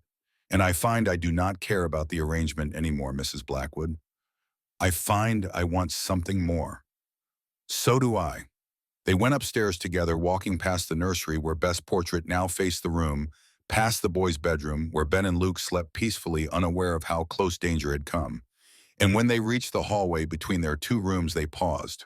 "Your room or mine?" Catherine asked with a slight smile. "Ours," Cole said, opening the door to what had been Beth's room, what was now Catherine's room. If you are willing, I am willing. And so the practical arrangement became something more, something built on respect and partnership and growing affection, something that, given time and care, might even become love. But outside in the darkness, a man rode hard toward Bitterroot with a message for Marcus Harrington. The attack had failed. Cole Blackwood and his new wife were stronger than expected. The war for the ranch had just entered a new phase, and the final battle was yet to come. The night after the attack, Cole called a war council in his study.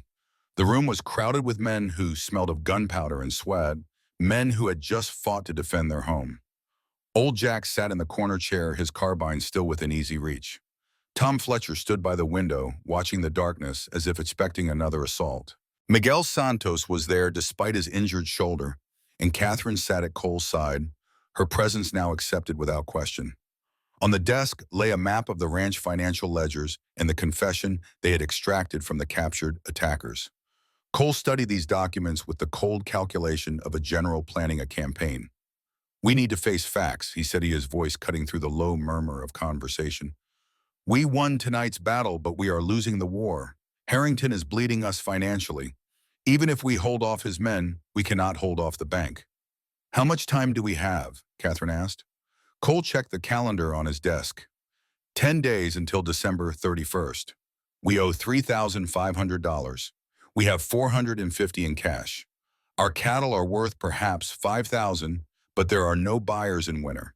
If we cannot pay, the bank forecloses and Harrington gets the land for a fraction of its value. And then we make him regret wanting it so bad, Old Jack said, his voice harsh. "Burn the whole damn place down before we let him have it." "No," Catherine said firmly. Everyone turned to look at her.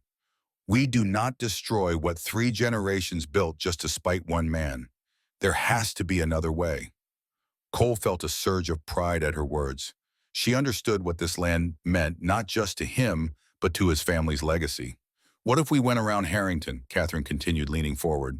"He wants this land because the railroad is coming through. But what if we dealt directly with the railroad company? They need a right-of-way through the valley. We could sell them an easement, a narrow corridor of land for their tracks. We keep the ranch, they get what they need, and Harrington gets nothing." The room fell silent as the men processed this idea.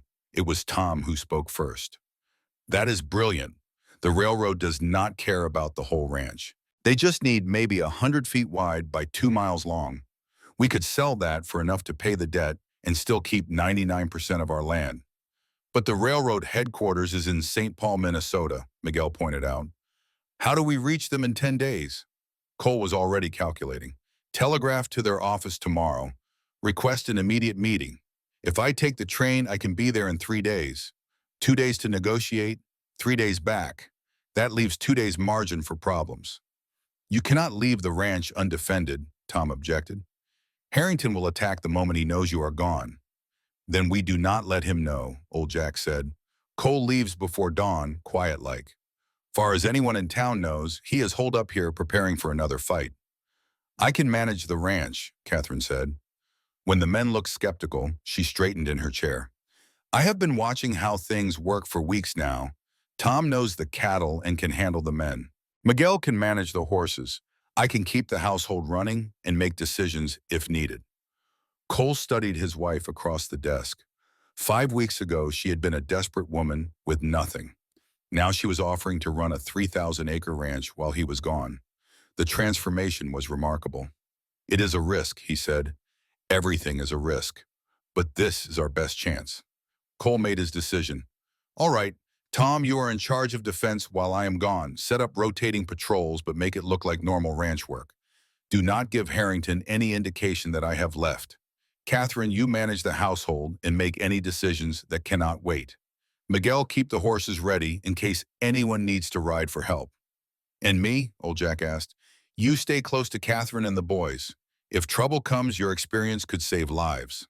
They spent the next hour working out details, contingency plans, communication signals. By the time the meeting broke up, Cole felt the familiar clarity of purpose that had sustained him through his military years. They had a plan. It might fail, but at least they were taking action rather than passively waiting for disaster. After the others had left, Catherine remained. She stood and walked to the window, looking out at the snow-covered valley that glowed silver under the stars. "Are you really comfortable with this?" Cole asked, coming to stand beside her. "It is asking a lot of you. You trusted me with a rifle during the attack. Why not trust me with the ranch for a week? Because if I fail in St. Paul, everything falls apart. The pressure on you would be immense." Catherine turned to face him. "Cole, when I married you, I became part of this family. That means I share the burdens as well as the benefits. You have been carrying this alone for too long. Let me help shoulder the weight."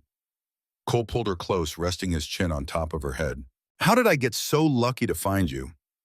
You were desperate and I was freezing. Not exactly a fairy tale romance. No, it is better than that. It is real." They stood together in the quiet study, drawing strength from each other. Outside, the Montana winter held the land in its grip. Inside, something warmer was growing. Something that felt very much like love. Chapter 12, A Father's Lesson. Cole woke Ben before dawn the next morning. The boy was confused and sleepy as his father dressed him in warm clothes and led him down to the kitchen where Catherine had hot coffee and biscuits waiting. "Papa, where are we going?" Ben asked, yawning. "On a journey, son. An important one. You and I are going to St. Paul, Minnesota to save the ranch." That woke Ben up completely. "Really, just us?" "Just us. It is time you learned what it means to fight for your legacy." Luke appeared in the kitchen doorway, rubbing his eyes. "Why does Ben get to go and not me?" Catherine scooped up the younger boy. "Because you have an important job here.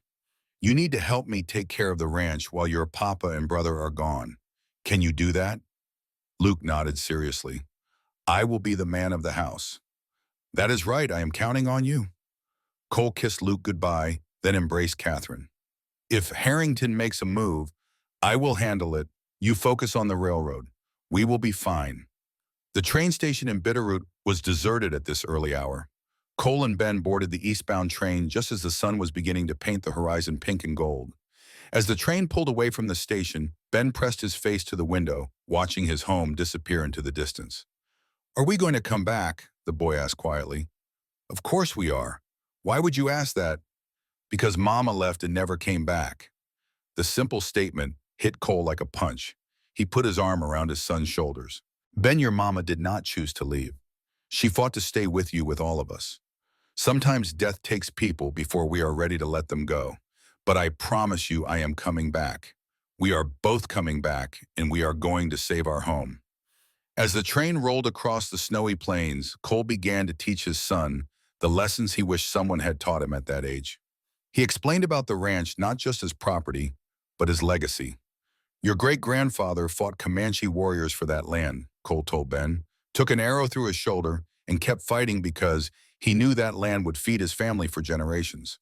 Your grandfather served in the Civil War, came home with a bullet still in his back that doctors could not remove. He worked that ranch in constant pain because he understood it was bigger than himself. Now it is my turn to fight for it, and someday it will be yours." "What if I do not want to be a rancher?" Ben asked. The question surprised Cole. "What do you want to be?" "I am not sure yet, but Mama Kate says I am good with numbers. Maybe I could be an accountant or a banker." "Your new mama is right. You are very good with numbers." Cole thought carefully about his next words. "Ben, the legacy I am talking about is not just about raising cattle. It is about responsibility, about protecting what previous generations built, about making sacrifices for people who come after you. You could be a banker and still honor that legacy by making wise decisions, by taking care of your family, by building something worth passing on. Like you marrying Mama Kate." "Exactly like that. I needed help. She needed help, so we made a difficult choice that benefited everyone. That is what men do, son. They make hard choices to protect their families." The train rattled on through the morning. Ben asked endless questions, and Cole answered each one honestly. They talked about business, about contracts, about negotiation and compromise. Cole showed Ben the papers he had prepared for the railroad company, explaining each clause and provision. "Why are you telling me all this?" Ben asked. "I am only 8. "Because I want you to understand. Your grandfather started teaching me about the ranch when I was 7. He said a man is never too young to learn responsibility. And besides," Cole paused, choosing his words carefully, "if something happens to me, I need to know you understand enough to help Mama Kate make the right decisions. Nothing is going to happen to you." Probably not, but we prepare for the worst and hope for the best. That is what men do. That night, they stayed in a simple hotel in Omaha. After Ben was asleep, Cole sat by the window looking out at the unfamiliar city and thinking about Catherine back at the ranch. Was she safe? Was Harrington making his move? He had to trust that she could handle whatever came. He had no choice. The next day brought more travel and more lessons. Cole taught Ben about reading people, about understanding motivations and finding common ground. He taught him that business was not about winning, but about finding solutions that benefited everyone involved. The railroad wants land for their tracks, Cole explained. We want money to keep our ranch. If we can give them what they want while getting what we need, nobody loses. That is the best kind of deal. On the third day they arrived in St. Paul. The city was bigger than anything Ben had ever seen, with buildings that towered 3 and 4 stories high and streets crowded with wagons and people. Cole could see his son's eyes widen with wonder, but he kept the boy focused. Remember why we are here. Stay alert, be polite, and watch how business is conducted. The Northern Pacific Railroad headquarters was an imposing brick building downtown. Cole and Ben were shown into a conference room where 3 executives waited. The men looked skeptical when they saw Cole had brought a child to a business meeting. Gentlemen, Cole said, shaking hands firmly, this is my son Benjamin. He is learning the family business. I hope you do not mind his presence. Not at all, said the senior executive, a white-haired man named Roberts. Though I must say this is unusual. Your telegram mentioned a right-of-way proposal. Cole laid out his maps and documents explaining exactly what he was offering. A corridor 100 feet wide running 2 miles through the Blackwood Ranch, giving the railroad direct access through Bitterroot Valley. The price $5,000 payable immediately. The railroad men studied the maps. Roberts frowned. We were under the impression that this land was already spoken for. A man named Harrington indicated he would soon own it and was offering us a right-of-way for $8,000. Cole felt ice in his veins but kept his expression neutral. Mr. Harrington does not own the land. I do, and I am offering you the same access for $3,000, less available immediately. Mr. Harrington's offer depends on him acquiring property he does not currently possess.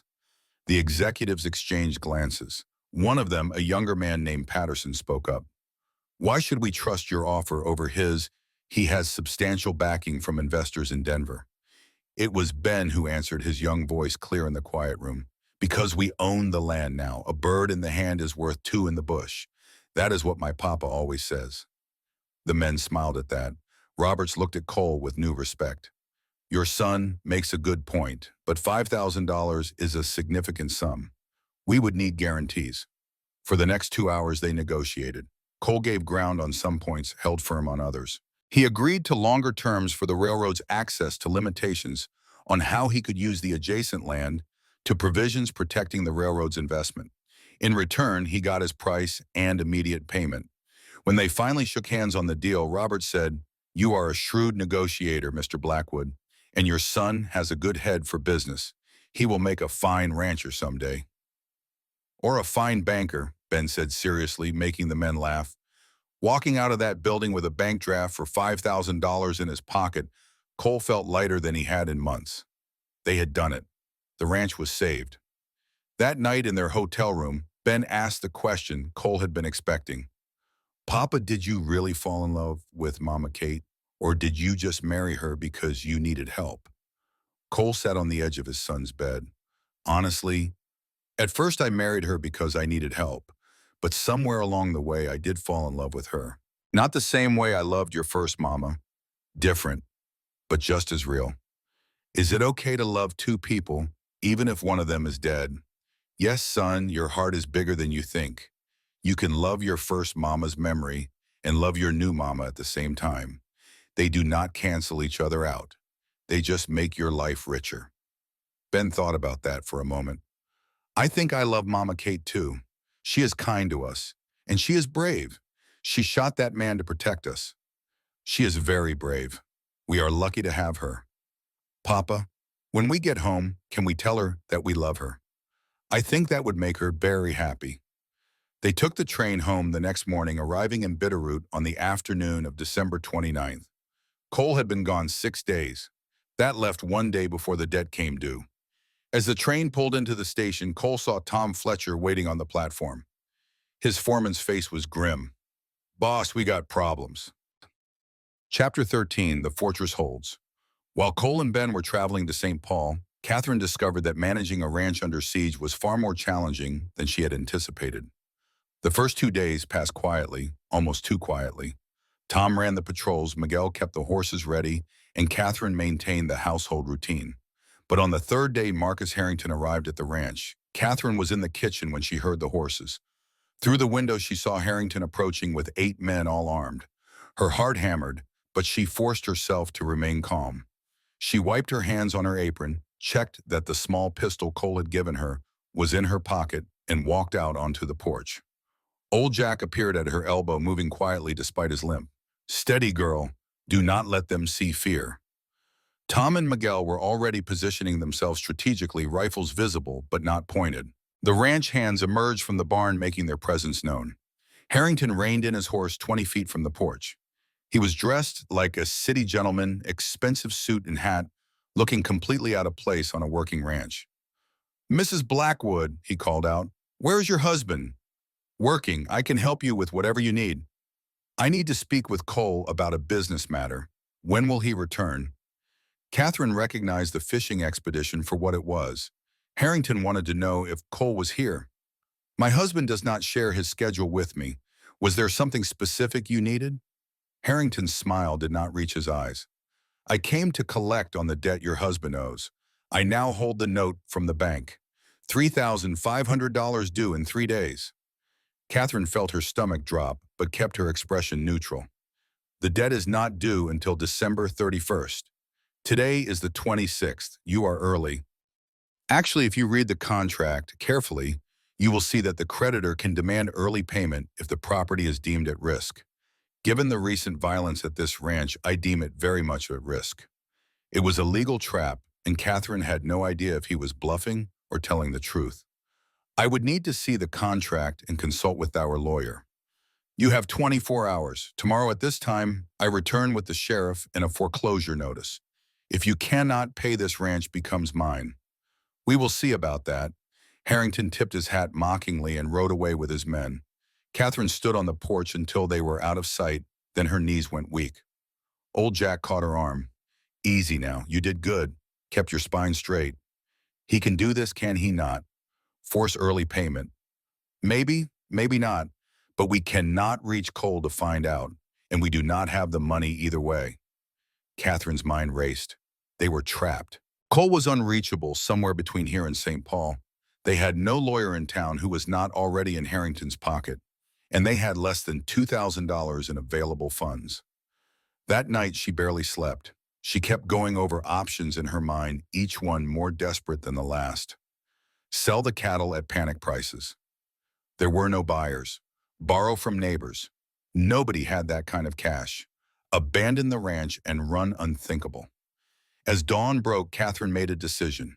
If they could not fight Harrington legally, they would fight him with his own weapons. She called Tom and old Jack to the kitchen. I need to get into Harrington's office, tonight. Tom stared at her.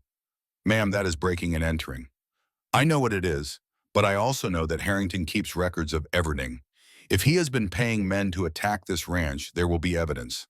A ledger receipts something. If we can prove he is behind the attacks, we can have him arrested. And then his claim on the debt becomes invalid. That is a mighty big if, old Jack said, and awful dangerous. Do you have a better idea? The two men exchanged glances. Finally, Tom nodded. I will go with you. Miguel can watch the ranch. No, you are too recognizable. If we are caught, it cannot be traced back to the ranch. I will take Miguel. He can pick locks. Absolutely not. Tom started, but Catherine cut him off. This is not a discussion. It is happening. The only question is whether you help me plan it properly or I do it alone and make mistakes. Old Jack chuckled. She sounds like your wife now, Tom. All stubborn determination. Cole picked well. They spent the day planning. Harrington's office was above the saloon, accessible by an outside staircase. The saloon would be busy in the evening, providing cover noise. The lock on the office door was simple, according to Miguel, who had seen it before. As darkness fell, Catherine changed into dark clothes and tried to calm her racing heart. This was insane. She was a school teacher, not a criminal, but desperate times required desperate measures. She and Miguel rode into town separately, meeting behind the general store. The streets were relatively quiet, most people inside escaping the cold. They moved through shadows to the saloon, then up the outside stairs. Miguel worked on the lock while Catherine kept watch. The sound of piano music and laughter drifted up from the saloon below, covering the small clicks and scrapes of Miguel's work. The lock opened. Inside, Harrington's office was neat and orderly. A large desk dominated the room with file cabinets along one wall. Catherine lit a small lamp, keeping it low, and began searching. The desk drawers held correspondence maps of the Valley documents about railroad routes, but no financial records. Those would be in the safe, Catherine realized. She found it behind a painting on the wall, exactly as old Jack had predicted. "Can you open it?" she whispered to Miguel. "I can try." While Miguel worked on the safe, Catherine continued searching the desk. She found a stack of letters in the bottom drawer, all from Beth, addressed to William Hartley in Denver. Her hands trembled as she opened one. These were the actual letters Beth had sent over the years, the ones William had kept. It was from Beth, a love letter filled with longing and regret. Catherine felt sick reading it, this intimate glimpse into Beth's unhappiness. But she kept reading, needing to understand. Beth had loved William, but she had chosen Cole for practical reasons, for security. And then she had spent years torn between duty and desire, trying to be a good wife while mourning the life she might have had. These letters, the ones she actually mailed, were more raw, more honest than anything she had left behind at the ranch. Catherine was so absorbed in the letters that she almost missed Miguel's whispered, "Got it." The safe door swung open. Inside were stacks of cash, legal documents, and a leather-bound ledger. Catherine grabbed the ledger and began flipping through pages. There, December 1st. Paid Dutch $200 for harassment of Blackwood Ranch. December 8th. Paid gang $1,500 for night raid. December 15th. Bribed Judge Morrison $500 for release of Dutch. It was all here. Every payment, every crime, documented in Harrington's own hand. He had been meticulous in his record-keeping, never imagining someone would break in to find it. Catherine was about to close the safe when she heard footsteps on the outside stairs. Miguel grabbed her arm. "Someone is coming."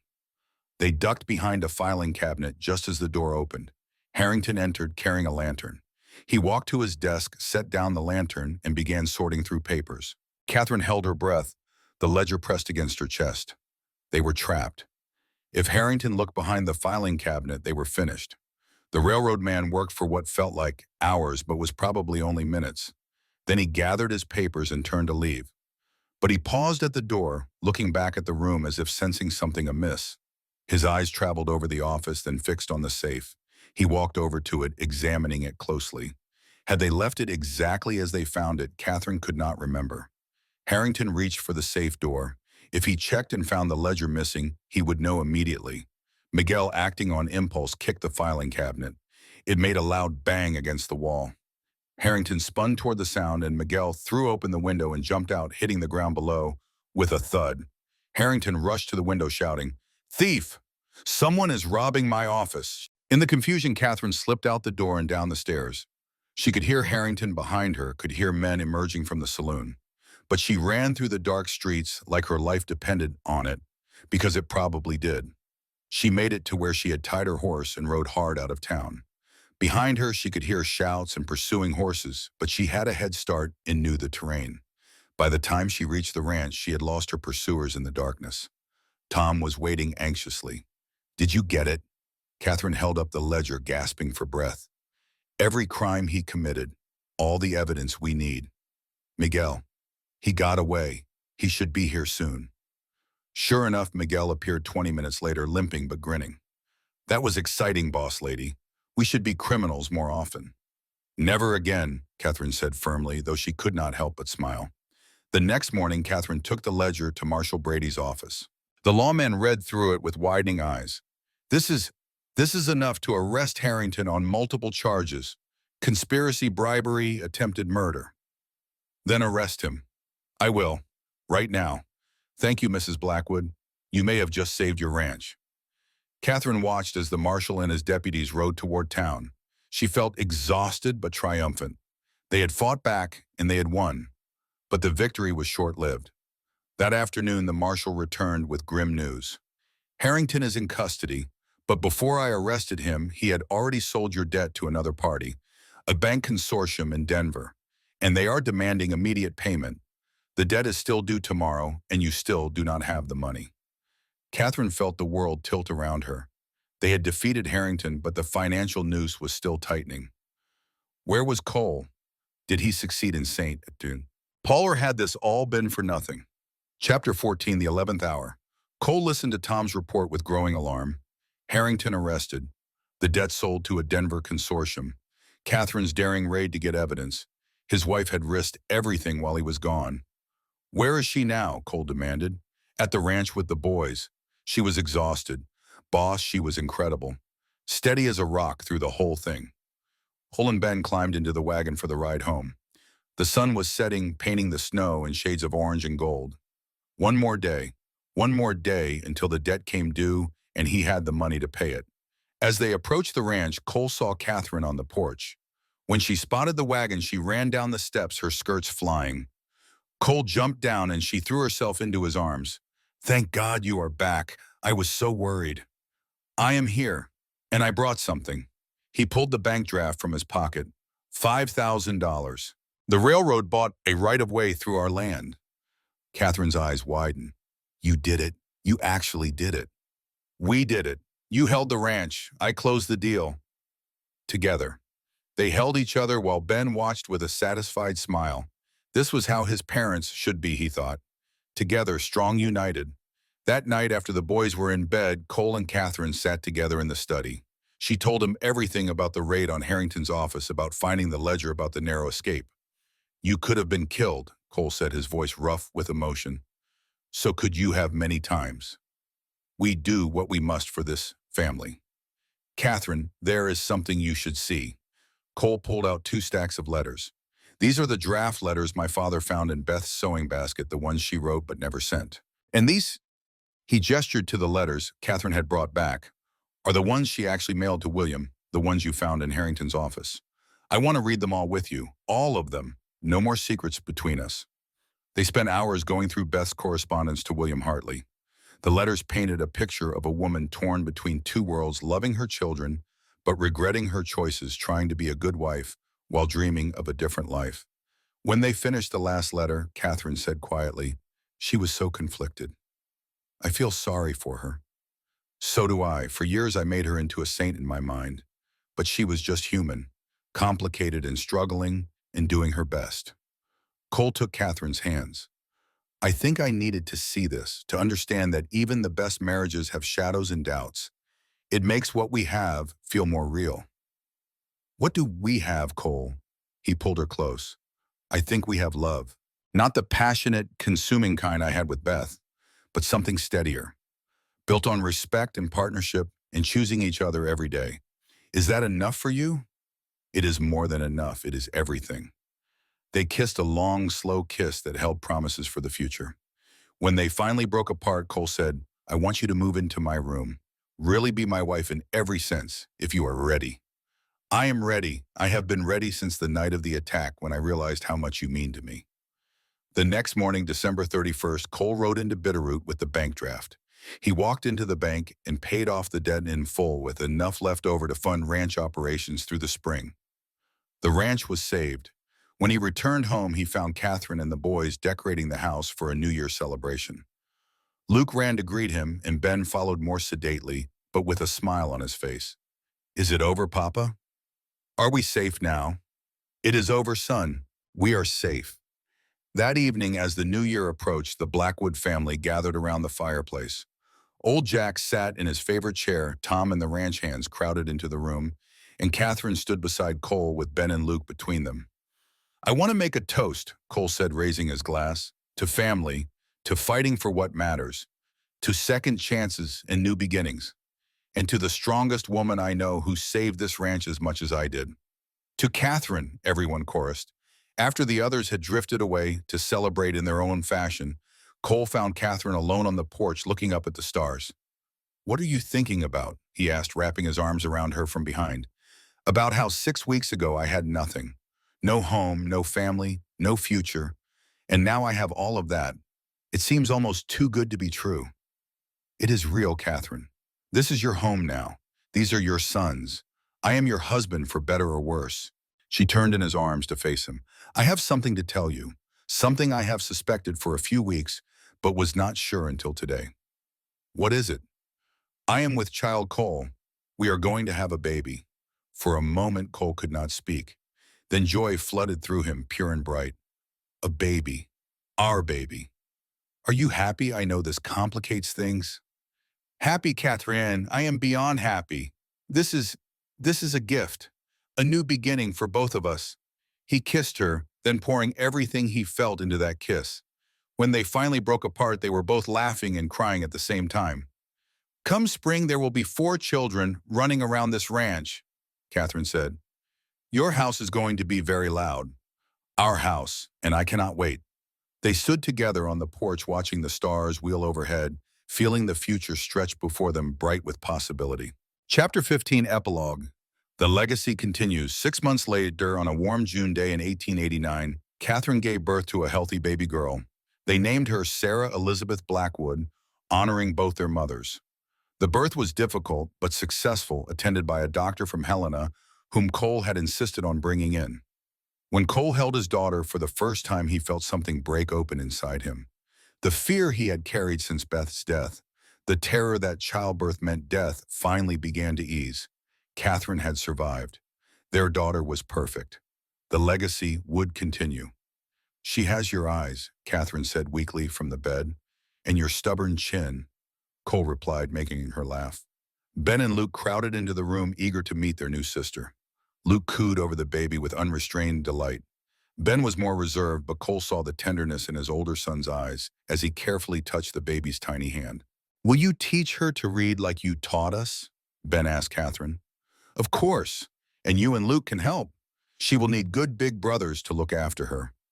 Old Jack, who had been waiting anxiously outside, finally came in to meet his granddaughter. The old man's eyes were suspiciously bright as he held the infant. 4th generation Blackwood, he said hoarsely. I never thought I would live to see it. Your mama would be so proud, Cole. Over the following months, the ranch flourished. The railroad began construction on their right-of-way, paying their annual rent faithfully. Cole used the extra income to hire more hands, repair buildings, improve the stock. The ranch became more profitable than it had been in years. Catherine's school grew to 20 students meeting in a dedicated room Cole had built onto the house.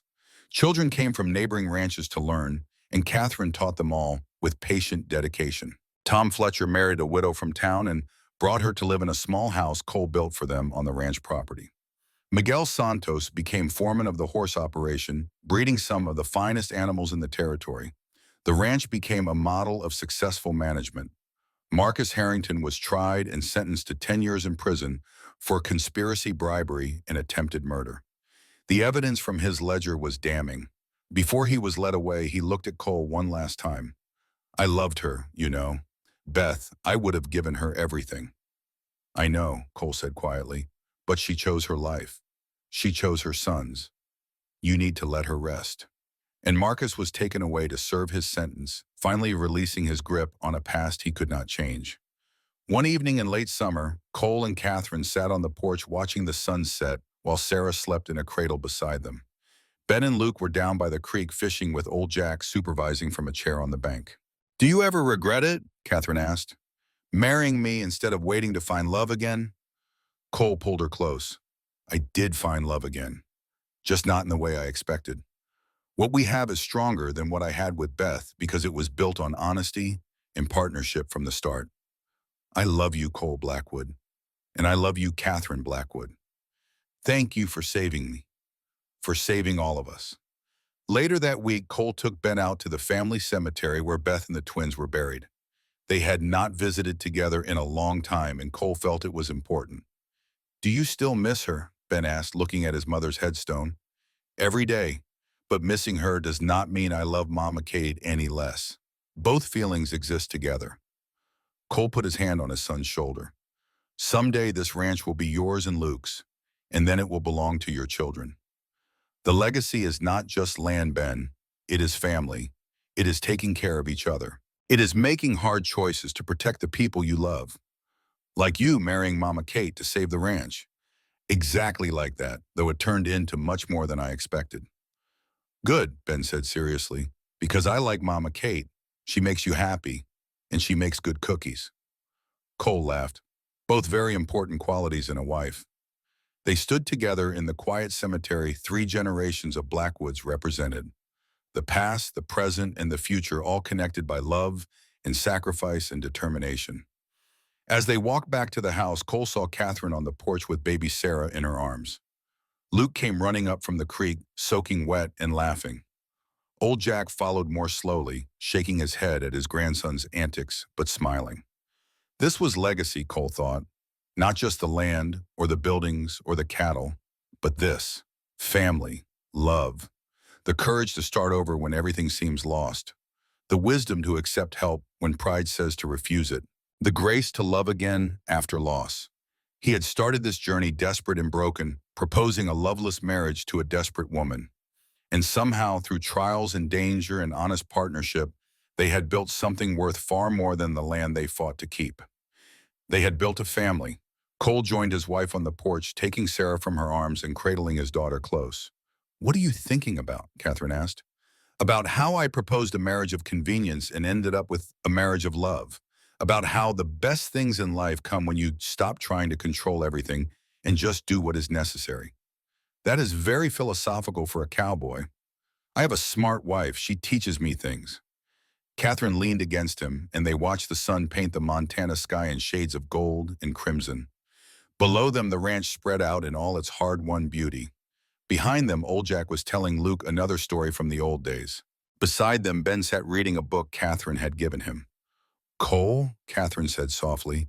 "Yes, thank you for taking a chance on a desperate schoolteacher freezing under a tree, for trusting me with your sons and your ranch and your heart, for choosing me every day even when it would be easier not to. I should be thanking you. You saved more than the ranch, Catherine. You saved me." And as the first stars began to appear in the darkening sky, Cole Blackwood felt a peace he had not known in years. The legacy was secure, his family was whole, and the woman in his arms was his partner in every sense that mattered. They had started with necessity and built something that transcended audit. They had taken a practical arrangement and transformed it through honesty, courage, and commitment into genuine love. It was not the fairy tale romance of storybooks. It was better. It was real, earned, and enduring.